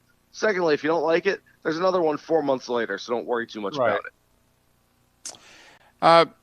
Jason, the Ryder Cup. What are you hearing? Rory's been pretty vocal in which he's like, listen, if we're not going to have fans, or if we're only going to have, a much smaller number of fans, got to be honest. And I know it would favor us because this is our time to go on the road, but it's not really a Ryder Cup unless you're going to have 40,000 people walking the grounds and we're getting booed and heckled and the whole deal. Your thoughts and also what you're hearing about fans and especially the Ryder Cup. Well, first of all, I completely agree with that sentiment. Rory has said it. Brooks Koepka has said it. Jon Rahm sort of doubled down yesterday. And they're all right. Having a Ryder Cup without fans is sort of pointless. It kills the atmosphere. You really, it's the one event on the golf calendar where you need fans, you need people supporting it from outside the ropes. That said, I also understand the other viewpoint, which is the PGA of America and the European Tour, like every business out there, which has lost money and lost revenue over the last 3 months, saying, hey, even if we make 90 cents on the dollar, we need to get back out there. We need to play this just for business reasons. And so I think it's fascinating. I think that the eventual answer will tell us a little bit about who wins in these types of power struggles, whether the players can force the hands of the organizations or whether the organizations can basically just tell the players, look, that's nice, you have an opinion, but you're not going to win this one. So I can't wait to see. I think we're going to have an answer by the end of this month. And my guess is there might be some sort of compromise, which is, hey, let's just do it, and we're going to have fans, and it might be 50% capacity instead of 100% capacity, but we need to play this for business reasons. The players, we need you on board, whether we're having it with all the fans or not. But my guess is they kind of wait and see. The Memorial Tournament in about a month is going to have fans there, and maybe they wait for that one and see how that works out. If they say, look, we think we can go ahead and have fans right now, then keeping it status quo is probably the best for everybody involved. And guys, the Ryder Cup's late September. It's in Wisconsin. And I'm just wondering, if you're the PGA Tour, do you pick up the phone? Do you talk to the University of Wisconsin? Do you talk to the Green Bay Packers? Or are you like, listen, are you guys expecting to have fans? Because obviously that's in the first month of their football seasons. I mean, it would be odd if down the road, so to speak, the Packers are playing before fans, the Badgers are playing before fans, and we got a Ryder Cup with no fans. I mean, there's a part of me that thinks I'd get on the phone. I'd at least call those two places and go, so what are you guys thinking? Oh, I'm sure they have. I'm sure they've done their due diligence. But remember, this is not the PGA Tour. And I think what people tend to misunderstand is that this is the PGA of America. And, so they run the PGA Championship, which already looks like it's going to lose out on a lot of revenue because it probably won't have fans in the Bay Area the first week of August. So now you're saying, okay, we already have our one big event, maybe downsized as far as the money that we're bringing in. Do we do it with the second event? How do we do it? If so, there are a lot of questions being asked, but I have to imagine they're doing all of their due diligence as far as asking those questions of other sports and other teams. Between the U.S. Open at Winged Foot and PGA in the Bay Area, how close, if ever, were these venues to losing the event and having them move somewhere, quite frankly, where there was a better chance of fans and where the outbreak was not so bad. I can tell you that probably about 2 months ago, I was on the verge of reporting. I mean, I needed one more source to confirm because I heard it from two very good sources that the U.S. Open would move from Winged Foot originally in June to Torrey Pines in mid-December this year. And that they were going to basically flip spots with Winged Foot. So Torrey Pines is next year's U.S. Open host. That they were going to move Winged Foot back to next year and put Torrey Pines on the schedule this year. From what I hear, an 11th hour decision was made basically when the Open Championship decided to cancel for insurance reasons. They have pandemic insurance, and they decided to cancel the Open Championship this year. That opened up a spot on the schedule, and the USGA was able to keep it at Winged Foot and play it in September. But I think that one was very, very, very close to being moved 3 months later than it is right now at a different course on the West Coast. Jason, are you hearing anything that came of the match? You know, Tiger, Phil, and Peyton and Brady, from a television standpoint, anything then going to be incorporated into our golf telecasts going forward? Is there, obviously there aren't going to be golf carts on the tour, but, you know, there were things that they did, you know, putting cameras and microphones in places where they're not normally, that we all thought, hey, this is kind of cool. Are we going to see and hear more of that? Yeah, we're going to see some players mic'd up this week. And they're going to have, I believe CBS is going to have sort of a confessional booth where a player might get off a tee box and walk into this booth and answer a question, then walk down the fairway. I question how well it's going to work. I think these guys are sort of into their games. You're going to get very few. It needs to be the right player, but very few players in that moment are going to give you a good soundbite. To me, it's almost like asking the basketball coach at halftime, you know, what they need to do in the second half. He goes, oh, we need to play better, and he walks off the court. It's just, you're going to get answers like that. You're going to get your Greg Popovich kind of answers. Like I said, there are a few guys out there who might be really good with it. I've heard rumors Graham McDowell will be mic'd up this week, and he would be tremendous in that situation. There are a few other guys, but quite frankly, I think we have to understand the match was a fun exhibition event where the players know that it's less competition and more TV show, that they're there to entertain the masses, not to go win a match against some other guys, as opposed to a PGA Tour event where those guys are out there to win. They're out there to play their best. They're not out there necessarily to entertain with their words. They can entertain with their clubs, not their words. And so, yeah, I think TV is going to try to take a few things. I question kind of the excitement level. I've seen people on social media get really excited about, wow, they're going to mic up players. It's going to be awesome.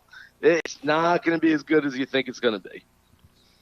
Webb Simpson, by the way. That's my pick. I love it. I love Webb Simpson this week.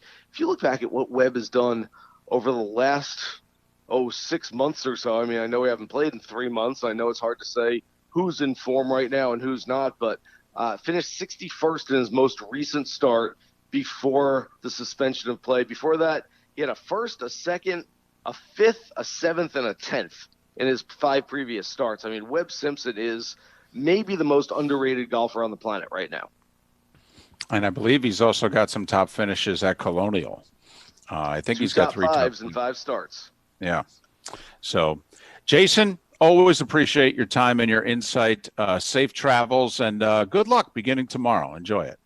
Thanks, guys. You guys enjoy it too. Jason Sobel covers golf for the Action Network. Follow Jason on Twitter at Jason Sobel, Sobeltan. Stands for the Action Network. Jason Sobel, TAN. Jason Sobel, kind enough to join us here on Miller and Moulton. I don't know who on tour has the dynamic that Phil and Bones did. I would much more be interested in just listening to caddy and player talk than an announcer trying to butt in. I'd rather, whichever caddy and player have the most bantering back and forth. That's what I would like to listen to. That's a golf nerd. Right. But that would be of the most interest inside the ropes to me. When they're around the green Now, who gives a damn if they're in the fairway hitting a 6-iron? What I do care about is that when they're on the green and the caddy's saying, I like the 60 degree up high, and he's going, no, I want to bump it here. When they're having those discussions, that would be, to me, good television for the golf fan. Right. When the golfer says, what do you see here? And he says, I see, a ball just outside the edge. And he goes, I don't know if I want to give the cup away. Right. On a chip shot, hey, you got to land this 4 feet on the green here. No more, just those things, because they're so masterful around the greens.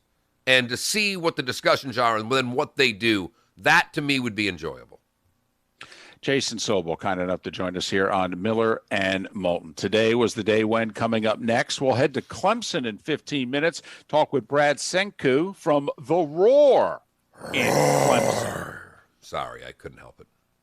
And then Seth Everett will join us in about 40 minutes' time for our weekly chat. Miller and Moulton. Thanks for being with us on this Hump Day edition, Southwest Florida's Fox Sports Radio.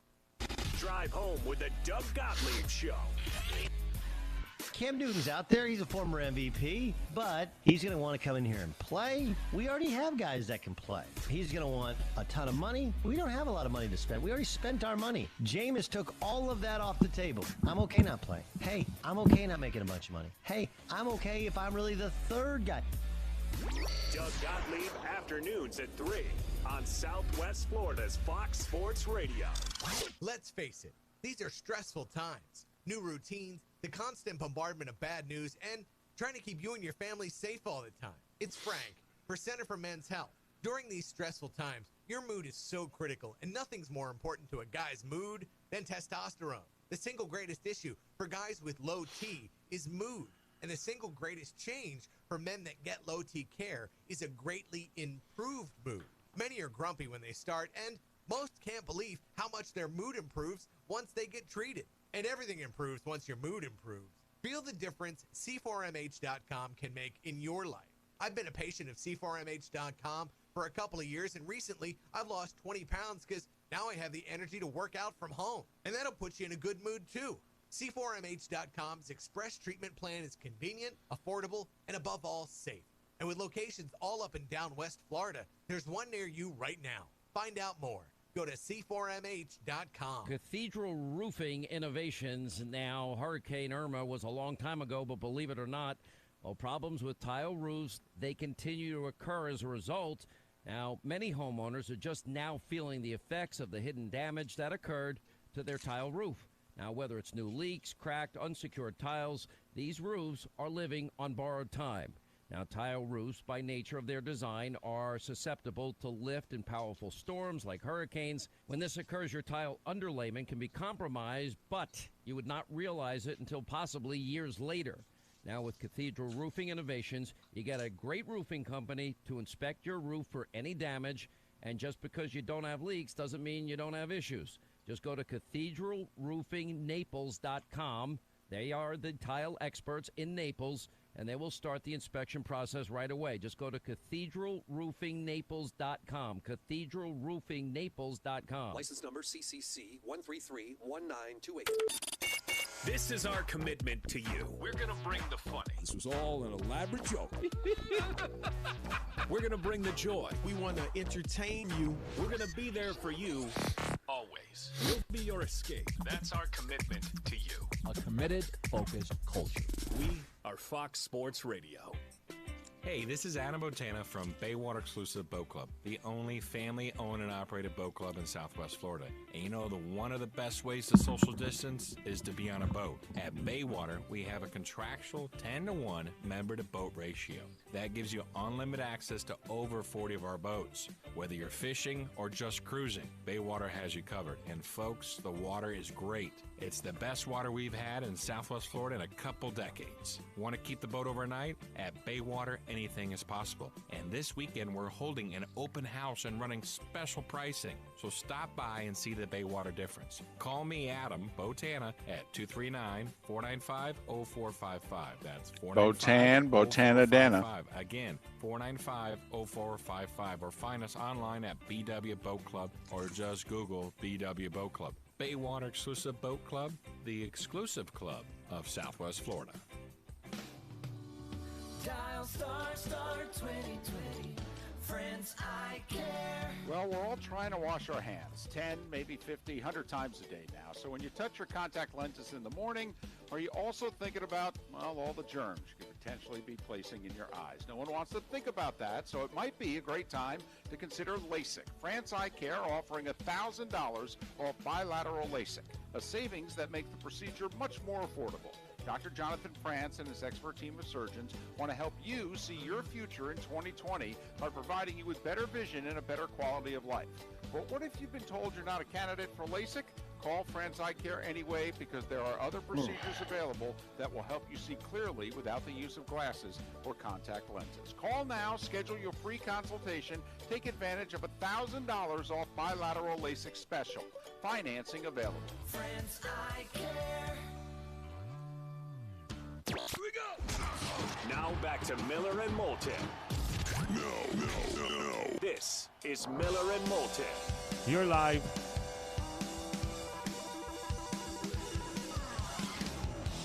Nine minutes before the top of the hour.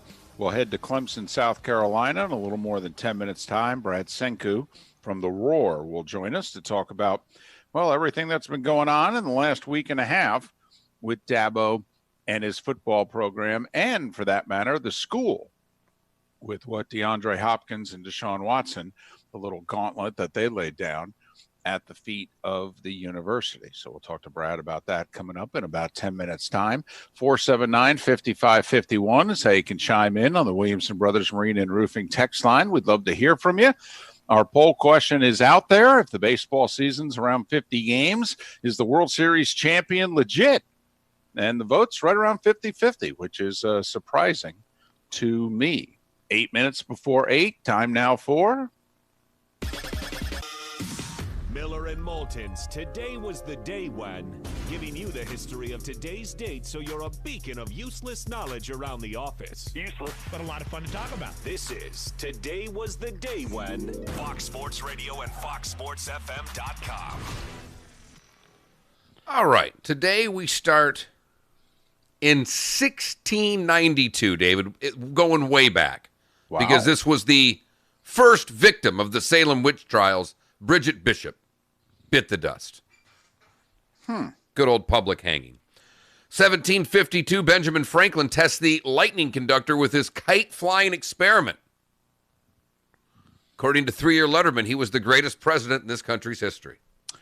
One of the best Twitter follows on the planet. The sarcasm is so biting, and he gets people so angry with the things that he says that he is just making up flippantly.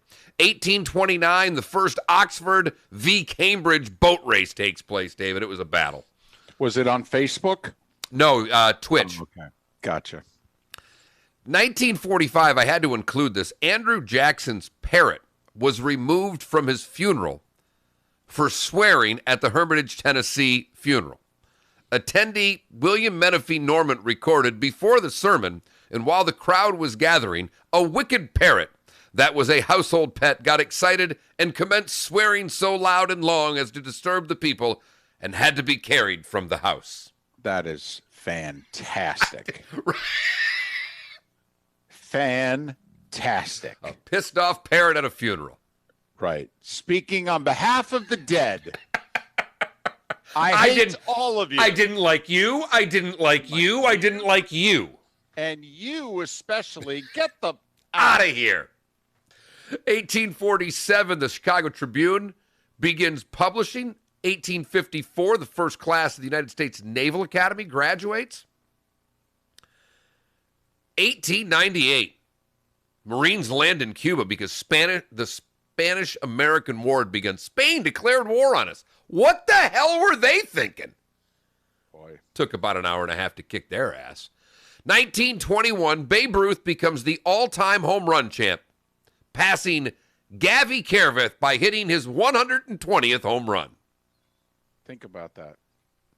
So 119 was the record when Babe started. He ends up with 714. Don't want to say he changed the sport or anything. No. 32 British Open, Sorensen, wire-to-wire, beating fellow American McDonald Smith. 1933, John Dillinger robs his first bank. 1944, relief pitcher Joe Nuxall, at 15 years, 316 days old, debuts for the Reds. He is the youngest player in Major League Baseball history. 1966, Janis Joplin's first live concert at the Avalon Ballroom in San Francisco. 1972, the 104th Belmont. Ron Turcotte wins aboard Riva Ridge.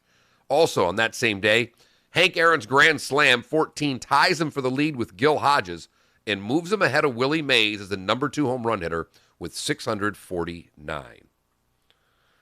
1975, it was Army Day while the Yanks were playing at Shea Stadium. During a 21-gun salute, part of the fence is blown away and another part is set ablaze. 1977, Al Geiberger becomes the first player to break 60, 13 under, in the second round at the Colonial Country Club in Cordova, Tennessee. It was then known as the Danny Thomas Memphis Classic. 78, Affirmed wraps up the Triple Crown. 81, Pete Rose ties Stan the Man's record of 3,630 hits. 1982, Taxi last airs on ABC. It moved to NBC. I didn't even realize it until I read that. Celtics beat the Lakers in 7 in 84. Lendo wins his first Grand Slam, beating McEnroe today in 84. Mac was up 2-0 and blew it. It is the match that pains him the most in life. Yep, still wakes him up in the middle of the night because an American man had not won the French since Trabert in 55, and Mac feels his career would have been very different if he had won that match. 1985, Coca-Cola announces they're bringing back their 99-year-old formula.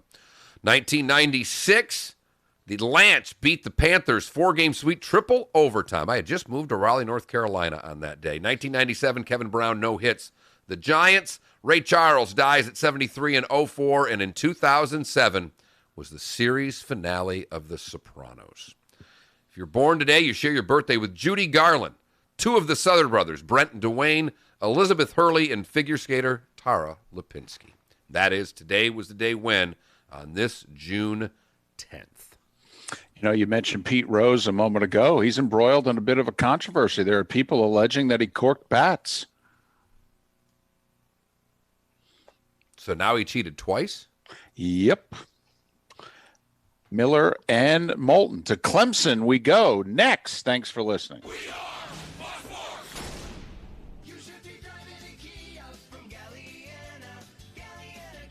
Trade in and trade up. Over $500,000 in trade-in assistance up for grabs at Galliana Kia in Fort Myers. 2020 Kia Forte LXS lease, 0 down, $159 per month. 2020 Kia Sorento LX lease, 0 down, $259 per month. Plus, at Galliana Kia in Fort Myers, you can drive interest-free up to 72 months and worry-free for 100,000 miles. Our parts, service, and body shop are open to serve you. New Forte, 0 down, $159 per month. New Sorrentos, 0 down, $259 per month at Galliana Kia, 1/2 mile south of Dallas Parkway on US 41. Struggling today a little bit. Every day, including Sunday. You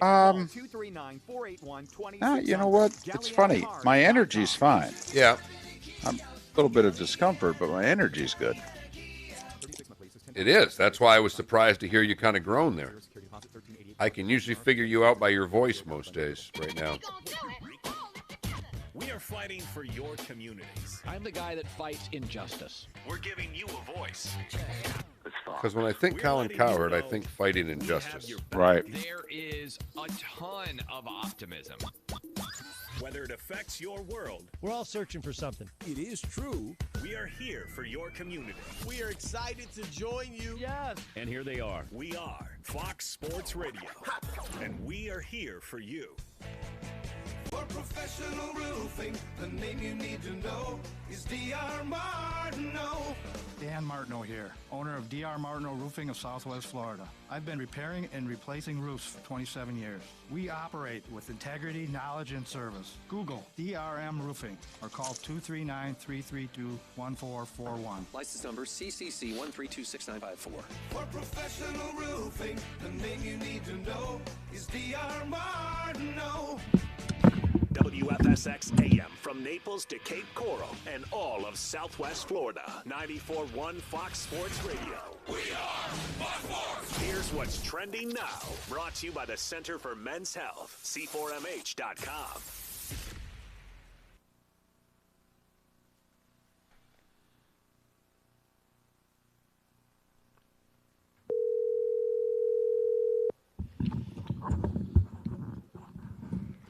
Hello? Brad. Yes. Good morning. Mark Miller and David Moulton from Fox Sports Radio in Southwest Florida. How are you? I'm good. Good morning. How are you? We're doing very well. Thank you very much for taking the time. We're about, 35 seconds out. David will go first. I will go second. That's kind of the gist of it. And, 12, 15 minutes or so. Sounds good to me. Thank you very much. Yeah, no problem. Are you in Clemson proper? Are you in Charlotte? Are you? No, yeah, I'm in Clemson. Okay.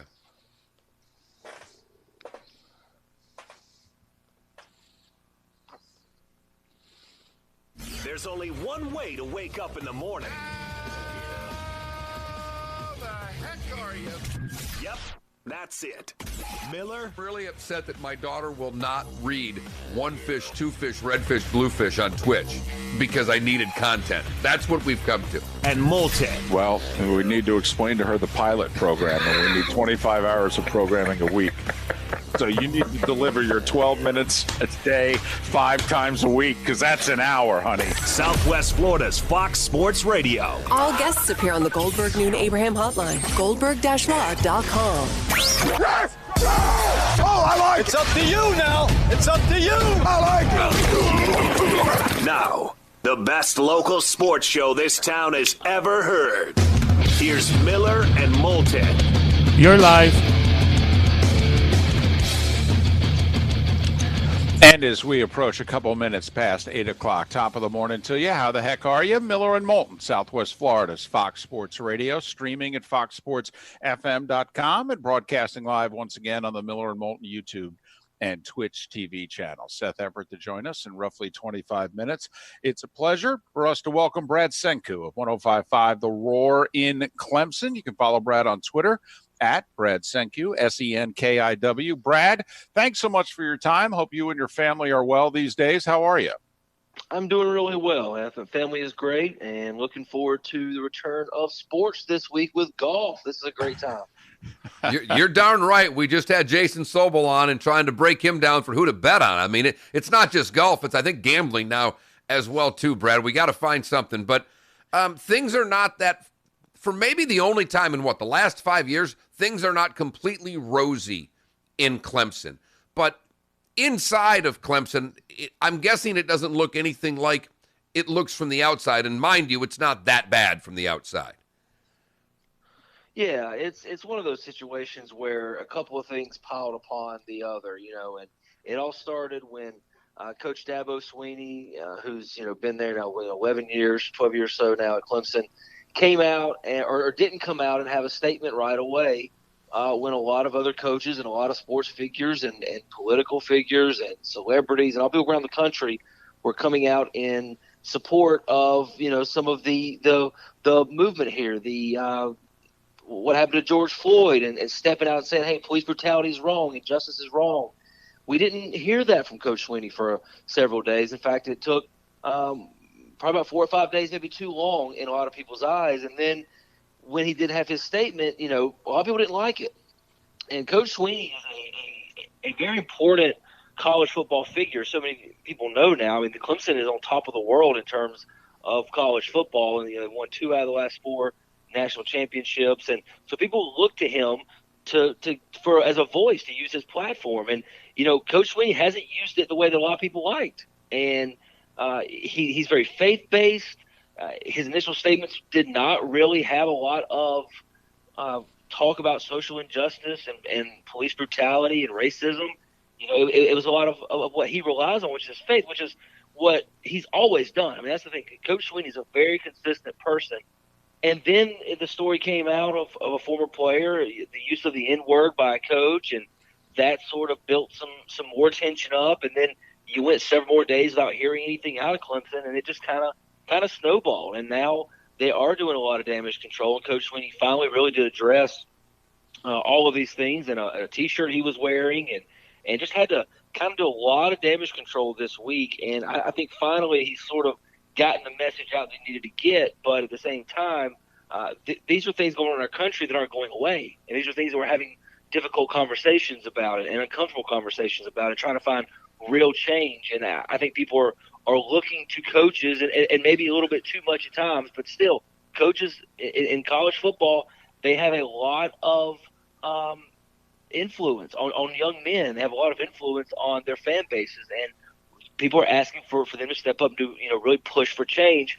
And it feels like it's taken maybe a little too long to get to this point for a guy like Coach Sweeney, who is such a very popular and dominant figure in the sport. Do you think that this is the first time that he maybe didn't look at himself as being as big a deal as he is? Because you're right. When there's a big issue, you go to the top 2 or 3 coaches in their respective sports. Now, people have been going to Nick for 10 years now. Well, now they're going to also go to Dabo. If Urban was still at Ohio State, they'd be going to Urban.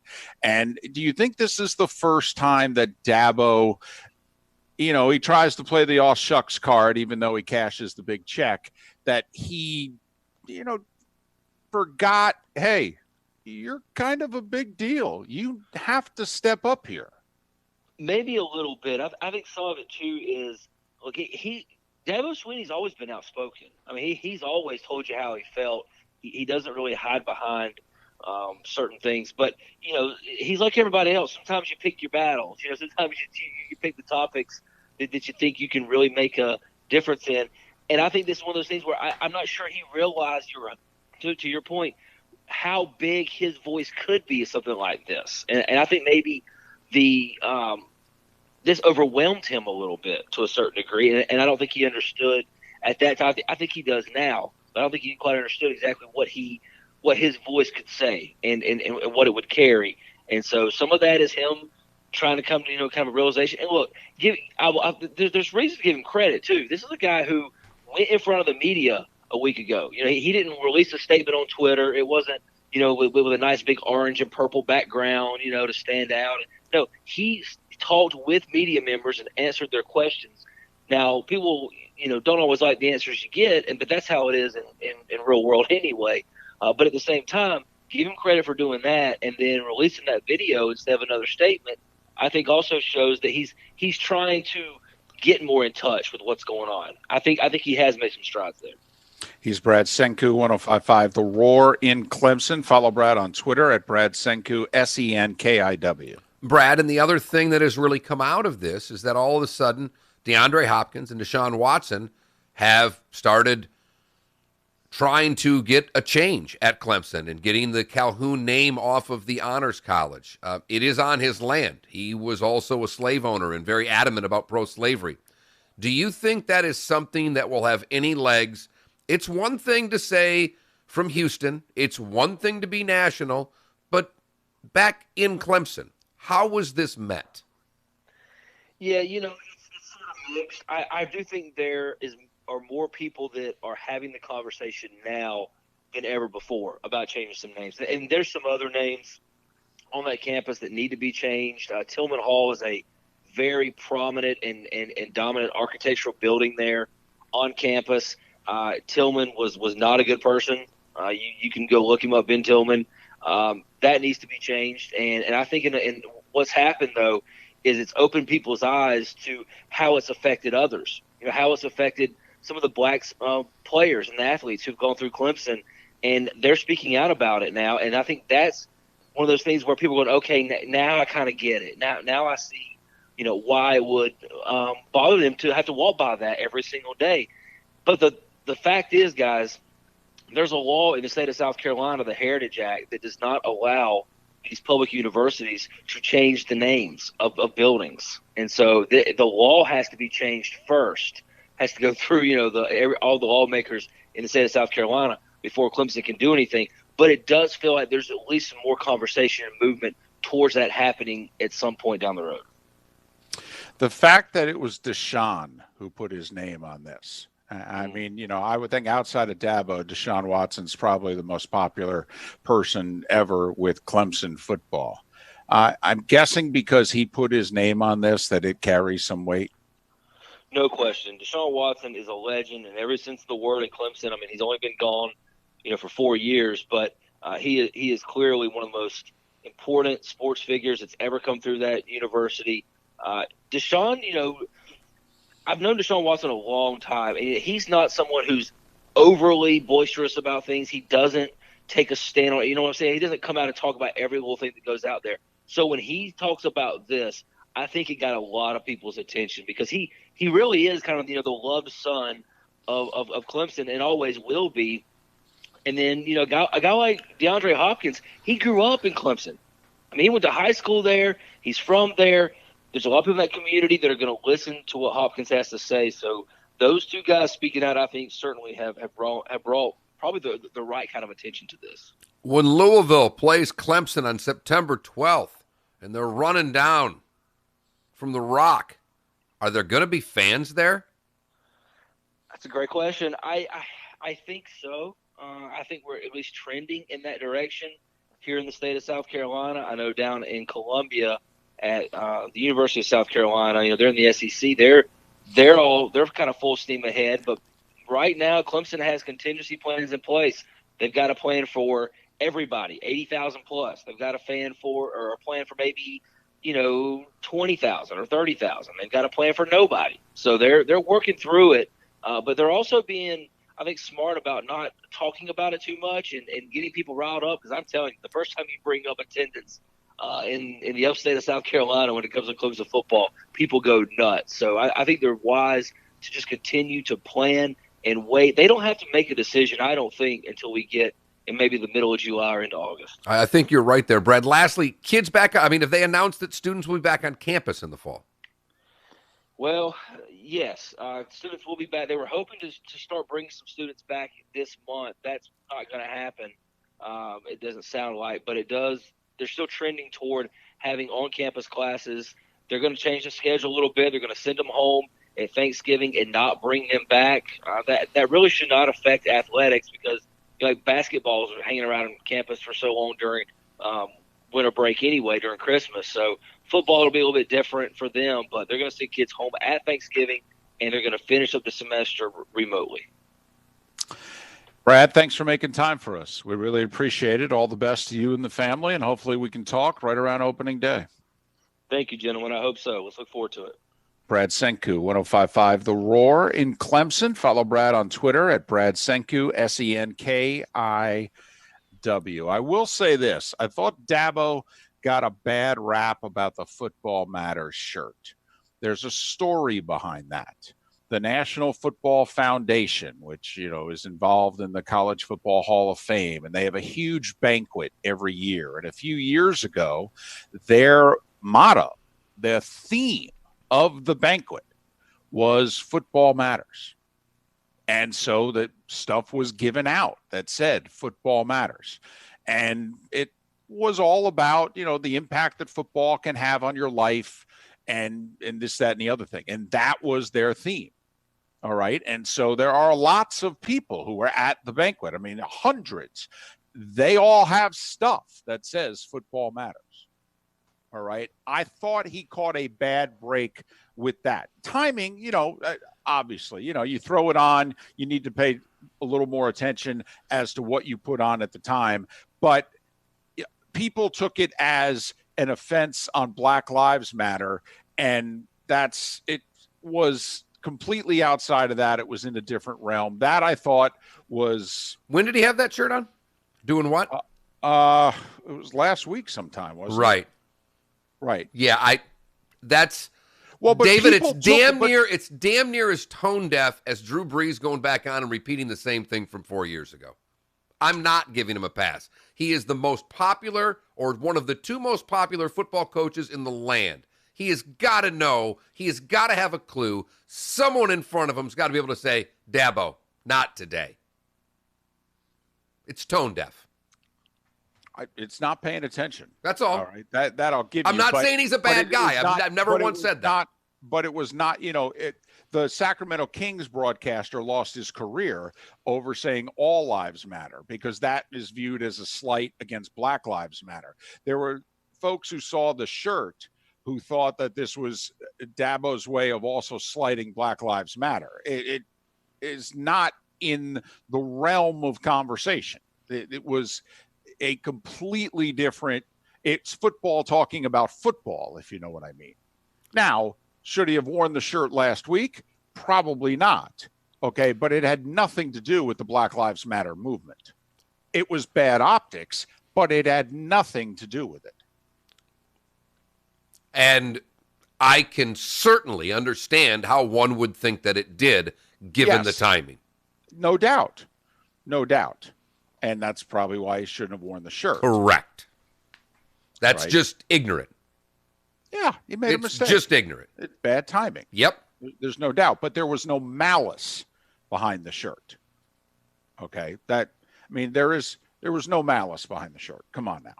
I mean, if you know that where the shirts came from, 5 years ago the shirts came from.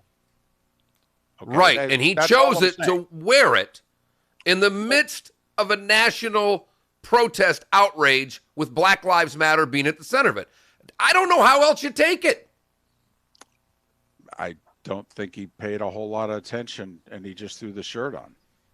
Now, you can criticize him for that, but I don't think you can then draw a conclusion about his views on what's going on in our country. I think that's which people did. I think that was a reach. I thought that was unfair to him. For as much of a mistake as you may think he made, I think to take it any further was unfair to him. And I'm not a Dabo apologist. No, you're not, and I'm not an apologist really for anyone. I have trouble sympathizing or giving a pass for people who just are tone deaf to the times. Okay. When you're in a position of power like he is, you should just know better. That's all. Okay. But tone deaf is different than malice. I mean, it is. All right. It is. And there's a big difference. And people vault right over those tracks and go from one to the other. That's all. You want to take shots at him about listen, you want to say his press conference, he didn't go far enough? I agree. I mean, it couldn't be any more milquetoast than that first press conference. It was surprising, actually. It was so vanilla. But I just think that the conclusion, and then a couple days later, the shirt, and so people took one and linked it with the other and took a leap, and I just thought that the leap was a little too far. That's all. That's all. A couple of quick things before we bring Seth Everett on. If you missed it earlier, Roger Federer's out for the rest of the year, whether they have a U.S. Open, whether they have a French Open. Federer, who turns 39 in August, he re-aggravated a right knee injury, and he says, I'll see you in the Australian Open. USC looks as if they're going to welcome Reggie Bush back into the family. It'll be interesting to see how he reacts to that. And the baseball players proposed an 89-game season, which end an expanded playoffs for not just this year, but next year. And the owners couldn't reject it fast enough. So there you go. And breaking news, actually, from the golf world. Jason Sobel, who was on our show a mere 50 minutes ago, tweeted out 14 minutes ago that the scheduling criteria has been changed for this year's U.S. Ryder Cup team. 6 players will earn a spot off the points list. Captain Steve Stricker will have 6 other wildcard selections. Ooh. Relevant, currently, the standings are Koepka, DJ, Reed, Woodland, Xander Schauffele, Webb Simpson. Justin Thomas is 7. Tiger is 8. And then Tony Finau, Matt Kuchar, DeChambeau, and Cantlay are the other 6. That sounds like a pretty good team right there. Just take the top 12. It seems pretty good. That's not bad. I mean, it'd be no Spieth, it'd be no Phil, it'd be no Ricky, right? Correct, but Spieth isn't right now even close to being one of the 12 guys you'd want on your team. Not close. Wouldn't pick him in a million years as a captain pick. Tell you what, though, if he gets that putter going, he might be valuable for the one match a day type deal. If he gets his game going, because he can make birdies. I'm more worried about his driver than I am his putter, because he can't find a fairway and he doesn't hit it long enough to be relevant if he can't find a fairway. I know. He might be he's got to get it going, though. You said it a long time ago. Is he Justin Leonard? Yeah, that was it's what when I he thought. was having his big year. I think Yep. we're still in Act 1, and you just said matter of factly, is this Jordan Leonard or Justin Leonard rather? Justin Leonard in 96 and 97 for about a year and a half kind of had what Corey Pavin had in 94 and 95, a short hitter who was just playing out of his mind, and they were making everything. And you wondered, can this continue? You know, Weir had a short run where he was a pretty good player. I mean, these guys that aren't big hitters, everybody loses the fairway from time to time. You know, Zach Johnson's had 2 runs. Now, he's been consistent around it and made a lot of money, but, you know, he's had his moments where he's, you know, Zach's had long moments where he hasn't contended in big tournaments, and then all of a sudden Zach gets it together, and for a year and a half, he's a tough out. And I wondered that about Spieth. You know, and he still managed to win a British Open, darn near hitting it like Seve did back in the day. I mean, he was all over. Kuchar was tee to green, beating the hell out of him, and Spieth beat him by 3. But Kuchar doesn't win, and Spieth does know how to win. Yes, he can get the ball in the hole. Exactly. Yes. So some interesting golf news, given the fact that Jason Sobel was on the show at 7:30, and we were talking about the Ryder Cup. Right. So how about that? 20 minutes after getting off our show, he breaks news. Jason, did you have that? You could have given that to us. You know the text is coming right now. Thanks for coming on the show, but did you have that Ryder Cup news? I mean, we even asked you about the Ryder Cup and everything. Miller and Moulton. Seth Everett, he will join us next on Miller and Moulton, Southwest Florida's Fox Sports Radio. We work for you. You know how it works, right? We do this for you. It's not often that you get to work with somebody who you respect. We give you the information you need. Every single day there's a news story. We got a story. We've been working on that all morning long. We do this all for you. Which is how the business works. We are Fox Sports Radio, and we're working hard for you. Even in my 80s, every dive is exciting and enjoyable. When I developed cataracts years ago, I couldn't see well underwater. You can have the best gear and know the best dive spots. If your eyes aren't the best, it's just not the same. And Dr. Scheibo knows that. Knowing how much Jimbo cares about diving, it was a privilege to fix his vision. It's great to know that we got eye doctors in our area that care just as much about me as I care about being in the water. Hi, this is Dr. Scheibel from Community Eye Center. My partner, Dr. Spatafora, and I want to remind everybody, don't be a spreader. The coronavirus is so tiny, 100 million particles fit on the head of a pin. As we run around in our trucks and cars and play golf and go fishing and go to work and do the things we like to do, we are spreading the virus. The virus can only move with us. Over 65, diabetes, COPD, all these folks will be hurt severely by this virus. Wash your hands, be careful, don't be a spreader. Cathedral Roofing Innovations. Now, Hurricane Irma was a long time ago, but believe it or not, problems with tile roofs, they continue to occur as a result. Now, many homeowners are just now feeling the effects of the hidden damage that occurred to their tile roof. Now, whether it's new leaks, cracked, unsecured tiles, these roofs are living on borrowed time. Now, tile roofs, by nature of their design, are susceptible to lift and powerful storms like hurricanes. When this occurs, your tile underlayment can be compromised, but you would not realize it until possibly years later. Now, with Cathedral Roofing Innovations, you get a great roofing company to inspect your roof for any damage, and just because you don't have leaks doesn't mean you don't have issues. Just go to cathedralroofingnaples.com.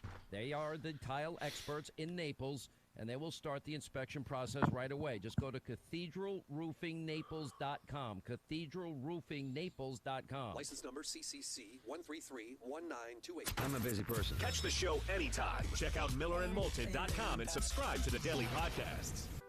It's Fred Kobe with your Kobe Cooling Tip of the Day. I'd like to tell you that I'm the best AC mechanic. Good morning. Good morning. How are you? What's up, brother? Not much. Same old, same old. My Wednesday when I don't have to do 4 a.m. Like, I don't sleep that late, but my God, do I feel like I've been sleeping for 15 hours. Oh, I couldn't imagine. What do you get up at 3:30? Or even I get earlier? Up at 4:05. Okay. For Mondays and Tuesdays, but then I get up at 7 for Wednesdays, and the difference is so different. Yeah. It's wild. That's why I like the auto hosting, because I can auto host you and I don't have to get up. No, I did yours too. I figured that out. Oh, yeah, it's pretty cool. Yeah, it's mine set up the same way for you. So once you come on, you're hosted. Yeah, that's really awesome. And then I figured out the rerun thing. I've just got to figure out if I can, instead of just doing the reruns, I'd like to schedule them. I know. So I don't know how to schedule them either, but Right. I like to, on days that I can't do a show, because Tom can't do a show every day. And on days that he doesn't, at 1 o'clock, I should air the last show. And sometimes I take a mix of highlights, like a bunch of good guests that he's gotten, and I put them in a thing, and I make a show out of that. Right. I don't have that time to edit. I just have a yeah. But we've still got the local afternoon show that I despise. The people that fired us. I'd like to start putting our Twitch show on at 3 o'clock every day and saying, "Hey, if you're looking for something good to listen to right now, hit the button here." Do a promo. Yeah, and you can do a promo like that. Yeah. And Atan wrote an article, an op-ed for The Athletic. Read it. I would like to get him on the show at some point. I was going to ask you about that. Yeah, Seth. I can get you his number. But he put our show, he put the clip in our thing. Oh, that's cool. He embedded it. The guy who doesn't know how to turn a computer on embedded a fucking clip. And so that Here we go. show has like 2,500 hits. Oh, that's awesome. Yeah, it's wild. Here we go. This is Miller and Moulton. You're live.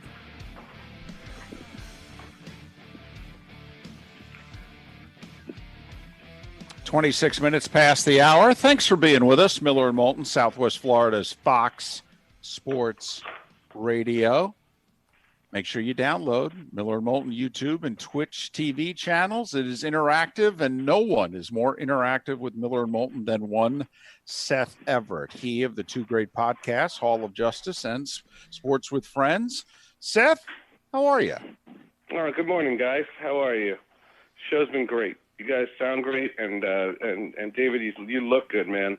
You look healthy, and you don't look happy because you can't eat anything, but you look very healthy. That's a very that is a very solid description right there, Seth. Hey, I'm going to start with our poll question today for you, and we don't normally do it. Something for one of the chatters in the in your Twitch chat, but yeah, you go first. No, but the question that we put out there today: if MLB plays a 50-game season, is the World Series legit? Yeah, I guess. I mean, as opposed to what? It's an asterisk. You know, they don't even have these books anymore. It's all online. It's fine. That doesn't bother me. What bothers me is I call the baseball plan hodgepodge. That's just what it sounds like. It's a big old hodgepodge. And to me, you know, when Tom Ricketts comes out and says that they're bleeding money, and all I'd love to say to Tom Ricketts is, do I have your ledger for 2019, 2018, 2017, 2016, 2015, 2014? How far you want to go back? And he has billions in a bank somewhere. And this idea, if you just go by simple math, if it was half a season, let's just say for the sake of this argument, half a season, and you paid the players 100% of the money, but zero for games that were canceled, the highest payroll in baseball would be $125 million. The typical payroll would be somewhere between 60 and 90. What billionaire owner can't afford that? Even Stu Sternberg could afford that. And I don't want to look at, when they show their books as just being 2020, I would say tell that to the restaurant owner, tell that to the theater owner, tell that to the barbershop that can't open. Their books for 2020 look bad too, but they're finding a way to get food on the table, so should you. Bill DeWitt of the Cardinals, though, doubled down on it. Said the same thing yesterday. I mean, this is the owners of the Cubs and the Cardinals, Seth, who are basically saying, you know, you don't make a whole lot of money owning a Major League Baseball team. Okay, then my response to that is then put them for sale, because there are people that want to buy them. I don't know if you saw, but the owner of the Sixers and my beloved New Jersey Devils wants to own the New York Mets, which would break my heart. And I liked it much better when A-Rod and Jennifer Lopez wanted to buy the Mets, because then it was like Lex Luthor and the Joker getting together. But the whole argument is, and I've talked to people in the league office about this, but not recently, they think that when this all is said and done, there are going to be 5 teams that are going to be for sale. People are going to want to get out of the baseball business. Why? Because when you're owning something, you take the risk. It's the same thing if you're a homeowner. And if you're a homeowner and you don't get flood insurance and a flood comes in and wipes out your house, you're the owner. You took the risk. That's what owning something is. I don't understand where this money debate comes from. I've often said I don't care, because the baseball plan, and I've described it as hodgepodge, I think it's a whole bunch of nonsense. It's very not safe. It's not smart. The football plan looks better. The basketball plan looks better. The hockey plan looks better. And I can't wait to see all three of those sports. But baseball, So, Seth, when the Mets claim, and granted, you've got your issues with their ownership, everybody does, but the Mets claim that outside of money from their TV network, that they lose $50 million a year on the Mets, not counting their local TV money. And you're basically saying you don't believe that. But count their local TV money, and they could pay these contracts instantly. And they could. Where is the MLB advanced media money? When they divvy up $2 billion to all 30 clubs, you could pay these players and with their slush funds. The owners are lying. All right. Then is there a way to, I don't know if it's prove it is the right thing, Seth, because the owners, and we've talked about this for a month and a half, the owners ran to the media to negotiate this deal in the media, and they're winning. They're clearly winning, which I don't understand how, but they're winning. I don't see it that way. I don't see it that way, and the people that I talk to don't think so either. My perspective, because I heard you guys say that Monday and Tuesday, and my perspective on the whole thing is I think the message has been so mixed, and here's how. The message could have been about COVID. You know, people would have yelled at them like they yell at me about COVID, which is totally fine, but they could have used the message about COVID. My prediction, once I saw that they were never going to put together a sound plan, I said I'm more concerned about the CBA that is expiring at the end of 21. And when we see companies that have been forward-thinking companies, let's use Ford as an example. I don't drive a Ford, but I have nothing against them. Ford immediately, when the pandemic started, said, wait a second, people aren't driving. Let's stop building cars. They need ventilators. Build ventilators now. And they did it, and they are well received. In baseball sense, they know that they have a collective bargaining agreement to figure out, and they know that they need to reinvent their sport. This is something we've been talking about for years, and they know it. Why don't they say 2020 doesn't make sense because of COVID, not money, and we're going to take this opportunity to discuss our new collective bargaining agreement. And when we come back, we're coming back with a new deal. We're going to have a 6 or an 8-year deal. We're going to promise labor peace. We're going to revolutionize the sport. There's going to be changes. You're going to see a universal DH. You may outlaw the shift, whatever. The fact of the matter is do that and come back in April with fans. And I'd be first in line with a freaking flag. I'd be standing in the front row. It sounds like the owners, I mean, with two owners going public saying we're not making any money in an $11 billion annual industry, don't you think this is the owner's way of saying we are going after the players hard, we want a flipping cap? That's right, and they do. You're absolutely right, David. But the trick with this whole thing is these problems are really there. So what if they do the hodgepodge season? Let's say they do like what Mark was saying, the 48-game season or whatever the number is, and they have a World Series. Okay, great, World Series. You now go into spring training with a labor deal hanging over your head. Does anybody remember spring training 94? Does anybody remember spring training 2002? Does anybody remember spring training 2016? And in those circumstances, that's a dark cloud. So wait, baseball, which has the worst plan of all the major sports, they're going to come back, and then when hopefully life returns to normal, they'll be the only sport that still has problems. The NBA, who lost $2 billion because of a tweet about China, still is figuring out how to fix itself. But the MLB can't get out of its own way.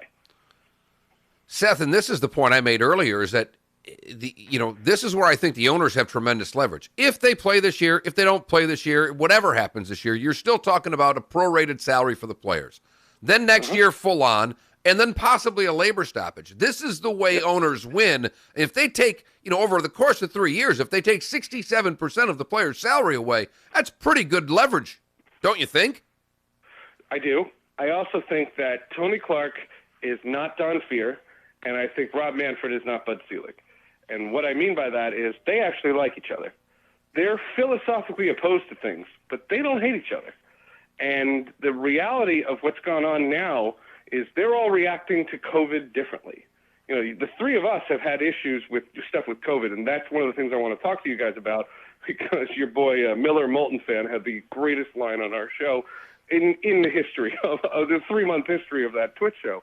But the reality of it is that these guys they were never on the same page when it came to their reaction to COVID.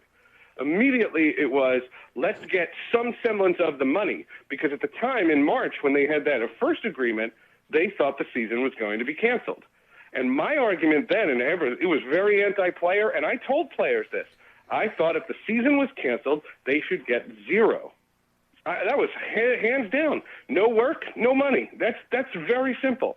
But the difference is if they play at 100%, they throw at 100%, they run at 100%, they dive at 100%, they should be paid 100%. There's no debate there. No, and the players are not going to give an inch on that. I mean, they're willing to scrap the season over this. There's no question about it. A good chunk of them don't want to play anyway.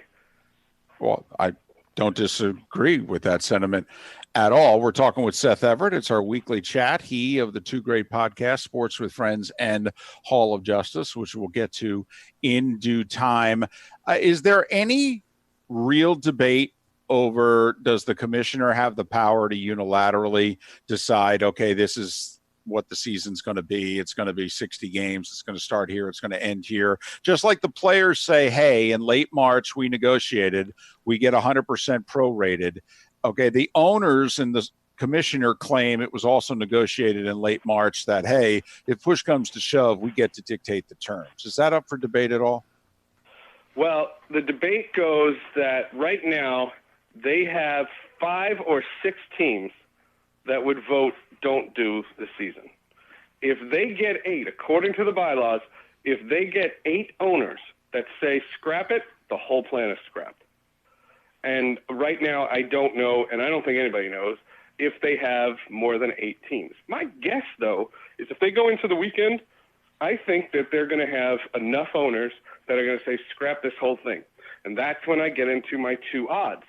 Because I did a bunch of radio appearances yesterday, and I said very simply, if it's economically driven, I think there's a 35% chance there's a season. But if it's politically driven, it's an 80% chance. And I'll tell you why. If President Trump called Robbie Manfred on their, because they're the Fave Fives, and says, get those sons of blanks on the field, I need this, well, that's a different story. Then the owners cave. Because then they go into the slush fund, they pay the players, and they get on the dang field. And that's the only thing that I think saves baseball, is if there's an outside source that gets to the owners. Because right now, if it's economically driven, if Bill DeWitt thinks they're losing money, even if they play, then don't play. Do me a favor. Fix your game. Come back in April. All right, Seth, I'm going to ask you a hypothetical on a hypothetical, because you gave us one that, and you've said all along, if President Trump calls Manfred, that is your scenario where they play this year. President Trump calls Manfred. They decide to play. How many MLB players are kneeling during the anthem? How many MLB players are from a percentage. What percentage of Major League Baseball players are going to take a knee during the national anthem? Oh, none of them. None of them. And if you notice that none of the players said anything about any of that. None of them. Huh. Seriously. Okay. None of them. Baseball players as a group. Now, there have been some. Joey Votto wrote an op-ed. Yes, he did. An op-ed but in the Cincinnati Enquirer. I thought that was really well done. There have been a couple, so I don't want to group, all 800 players together, but baseball had zero voice in this whole situation. Football players were going all over each other, some of them saying really dumb things, some of them saying really great things. The football players were all over this. The basketball players were all over this. The baseball players were missing in action. The Denver Broncos, as a team, are not allowed to gather for workouts. But the Denver Broncos, as a team, marched as a unit. And where were the baseball players? I don't understand this. And there's a lot of African-American baseball players that did nothing either. I thought it was very strange. What is it that Miller Moulton fan, PAHN, who is active in our Twitch chat room, what is it that he wrote? On our show, we talk about COVID all the time, and the COVID numbers in New Jersey have been remarkable. And I would say New Jersey's having the best recovery of any of the 50 states. And I mean that very objectively. At one point, they have 9 million people in New Jersey. At one point, there were 700 cases in the hospital down the street from me. There are currently 1,700 hospitalizations. Out of 9 million people in the entire state, there are 500 people in intensive care and 300 on ventilators. That went from 12,000 at one time. Every person on my street that I know had COVID-19 is absolutely cured. And I have been encouraged by the numbers. And so I told this whole story. I can go on and on and on, but I tell this whole story. I watch Governor Murphy all the time, and I'm impressed with his numbers because he has actual data, not people screaming and yelling saying, it's my right. That's none of that. This is actual numbers that says we can open up. Okay. And when I said that, Miller Moulton fan says, you are going to tick off the Miller and Moulton audience. They are not going to like science and reason in your analysis. What's on the podcast, Seth? Chris Medzkowski, the longtime on-site engineer for the New York Mets, New York Giants, New York Rangers, and New York Knicks since 1993. One of the greatest people in the business and one of the busiest people in the business on the heels of Kenny Albert and Ian Eagle. I wanted to find people that under normal circumstances would never be able to do Sports with Friends. Madge, it's a really long interview, so we're splitting it into 2 podcasts. Part 1 is coming out this afternoon.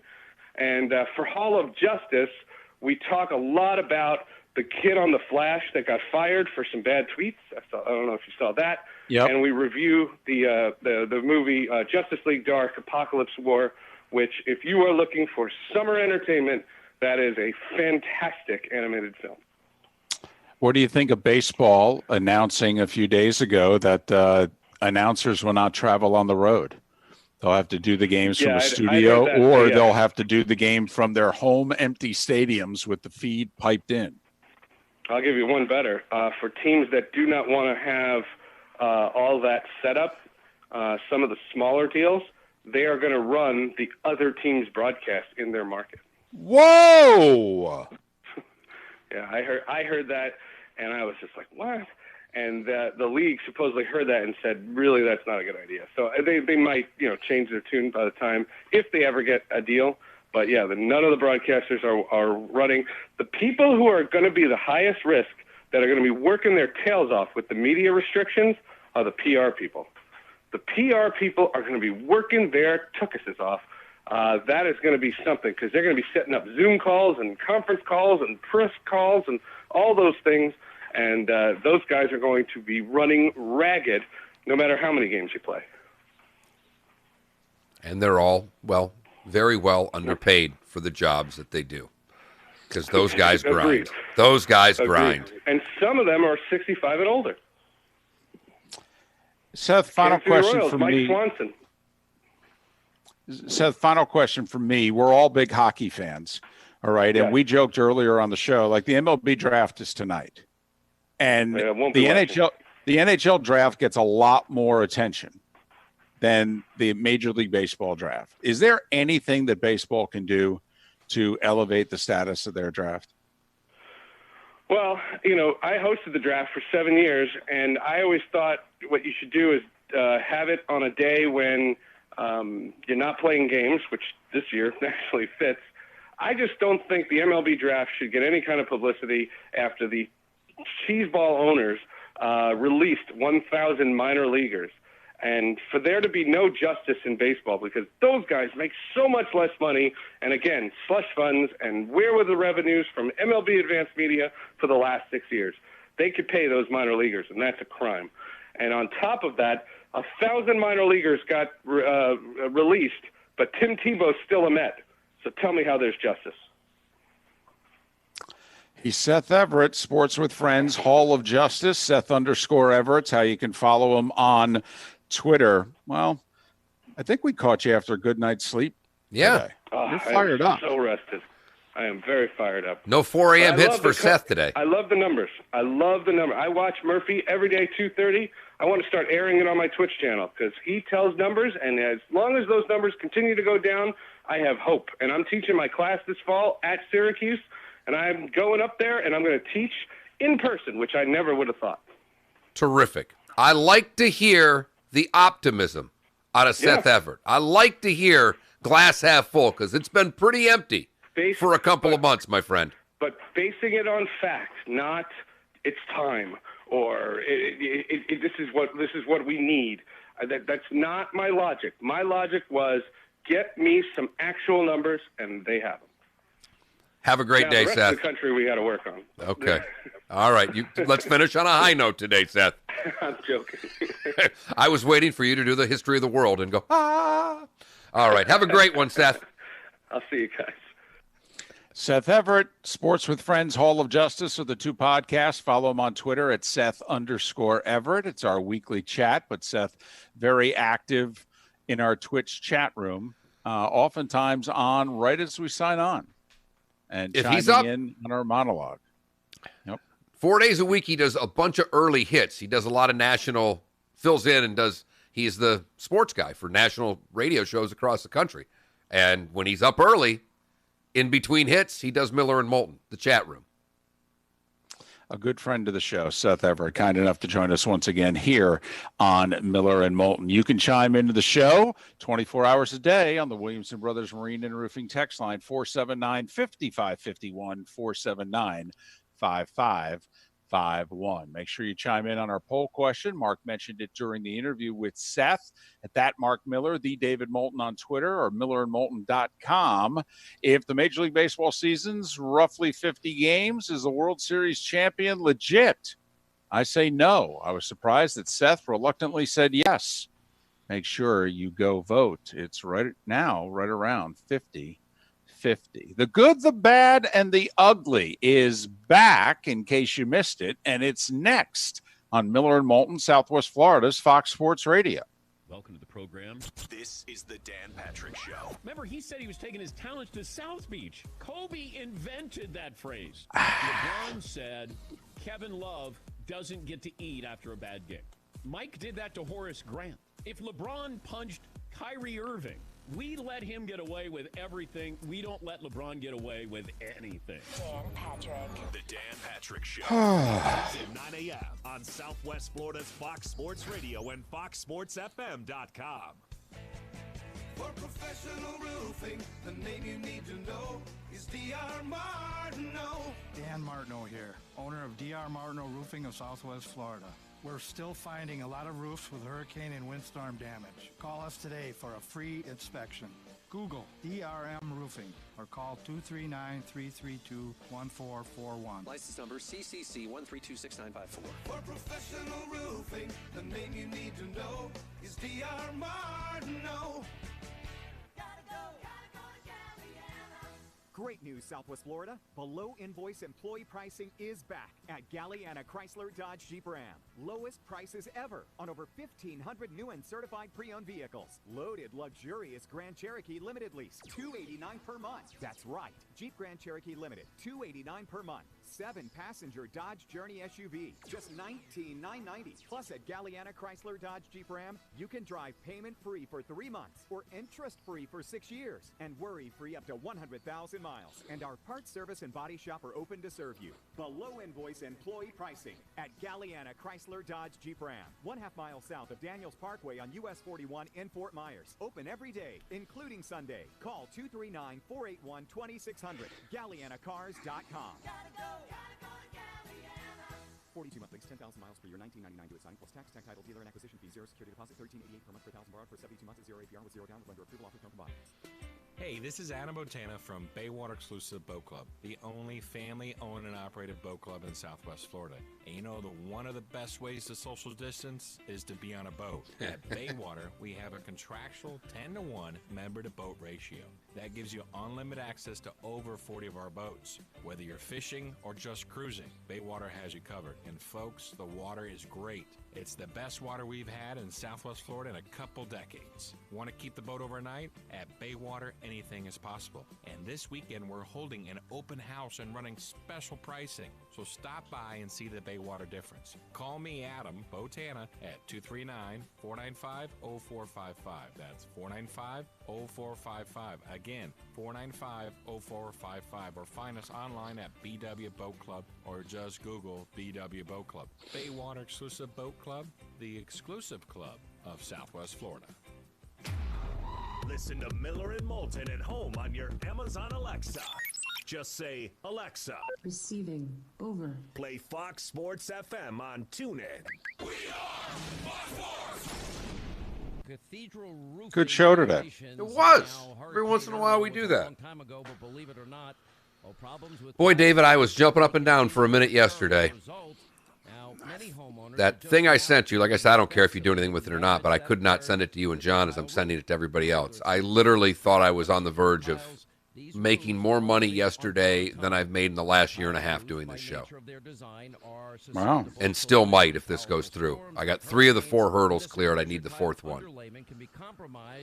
I have to admit I don't understand it. So basically, it's a temperature taker. It's facial recognition. People, like when I went into gymnastics, they're shooting the temperature at everybody's head. Right. This does it. It's got facial recognition. You can use it for workers, so it's got access control.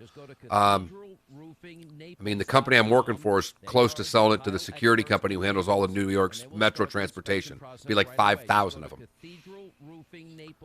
And it passes for COVID monitoring for people who have COVID grants from work standpoint.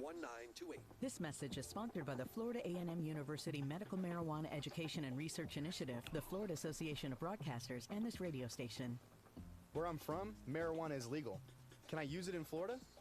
Nah, it's illegal here, man. But I have PTSD. Should I at least try to get medical? I don't even want a regular mouse, let alone an auto mouse, Trenton. I mean, I don't want an auto mouse. I don't want some mechanical mouse running around my house starting my computer. Thanks. I'll talk to my doctor. From the best headlines. The best. To the worst. It's the worst thing that ever happened to anybody ever. Prepare yourself and hide the women and children. This is Mark Miller's Good, Bad, and Ugly on Fox Sports Radio. You're live. Well, I'm going to give you a couple of goods today just because one's a sports story. I don't know if you caught this yet. But Francisco Lindor, the shortstop from the Indians, donated 150 pairs of New Balance sneakers to the Marymount Hospital in Cleveland. Just said, you guys are the true heroes. Wanted to give you a little bit of help to make you guys a little more comfortable. That's cool. The real good, though, is in Oklahoma, on the North Canadian River in Oklahoma, where KFOR Chopper 4 pilot Mason Dunn were covering news events when they got a call that a man was being searched for, and they pitched in to help. David Stokes was enjoying a day on the river with his pals, but he got stranded, and then he got lost. And he only has one leg, so he didn't have enough strength to swim to shore. He had been in the water for 20 hours. When they spotted him, they landed, brought him safely back to the shoreline, took him to the hospital. He is expected to make a full recovery. Beautiful. Very cool. Very cool. For the bad, we go to Jupiter, Florida, where Sean Mickelson wanted to be a cool dad. See, he's friends with this girl's mom, and they were staying with him for a few days, and the 12-year-old girl asked him if he could drive his Jeep, and he said, I thought that'd be cool. And then he let her drive the Jeep. It's when police officers saw the Jeep make an illegal U-turn and then sped away at 10 after midnight, doing 85 miles an hour in a 45-mile-an-hour zone. When the police finally pulled the 12-year-old over and asked why she was driving so fast, he said it's because Sean told him to. Wanted to be a cool dad. Right. Yep. Best laid plans of mice and men. Right. Finally, the ugly. We go to Grandview, West Virginia, where a woman and her husband pretended that the wife plummeted from an overlook. Both were arrested on Tuesday on multiple charges, including conspiracy and giving false information. Julie was reported missing by her husband and 17-year-old son. They said she fell over the main overlook into the New Gorge National River. They searched for her and they found her home, alive and well, hiding in a closet. You see, Mom, Dad, and son planned the disappearance because Julie was expected to go to prison after pleading guilty to federal health care fraud. And they thought the disappearance would lead to no prison. Instead, they're going to get a family pass. Right. Right. It's like Sunsplash, universal. Right. Yes. Family pass. Yes. Mm-hmm. And unbelievable. And that, David, is once again the return of what you, the listener, wanted. Yes. The good, the bad, and the ugly on today, June the 10th, in the longest year in the history of mankind. You know, I was thinking about why it is that we wanted the return of the good, the bad, and the ugly. And it is for just such a story that you read. See, other people's stupidity makes us feel good about ourselves.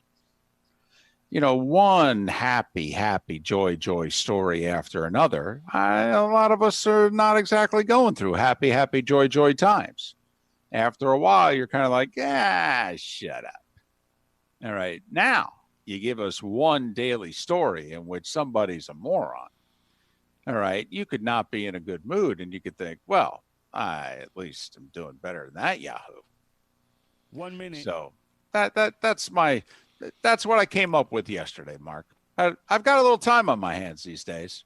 All right, I started analyzing why it is that the return of the good, the bad, and the ugly whooped up on the good, the better, and the best.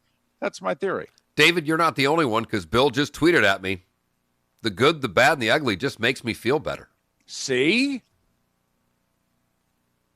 I agree. Our poll question today is if the baseball season is 50 games, is the World Series legit? Randy responded, if no, then LeBron winning another title is not legit.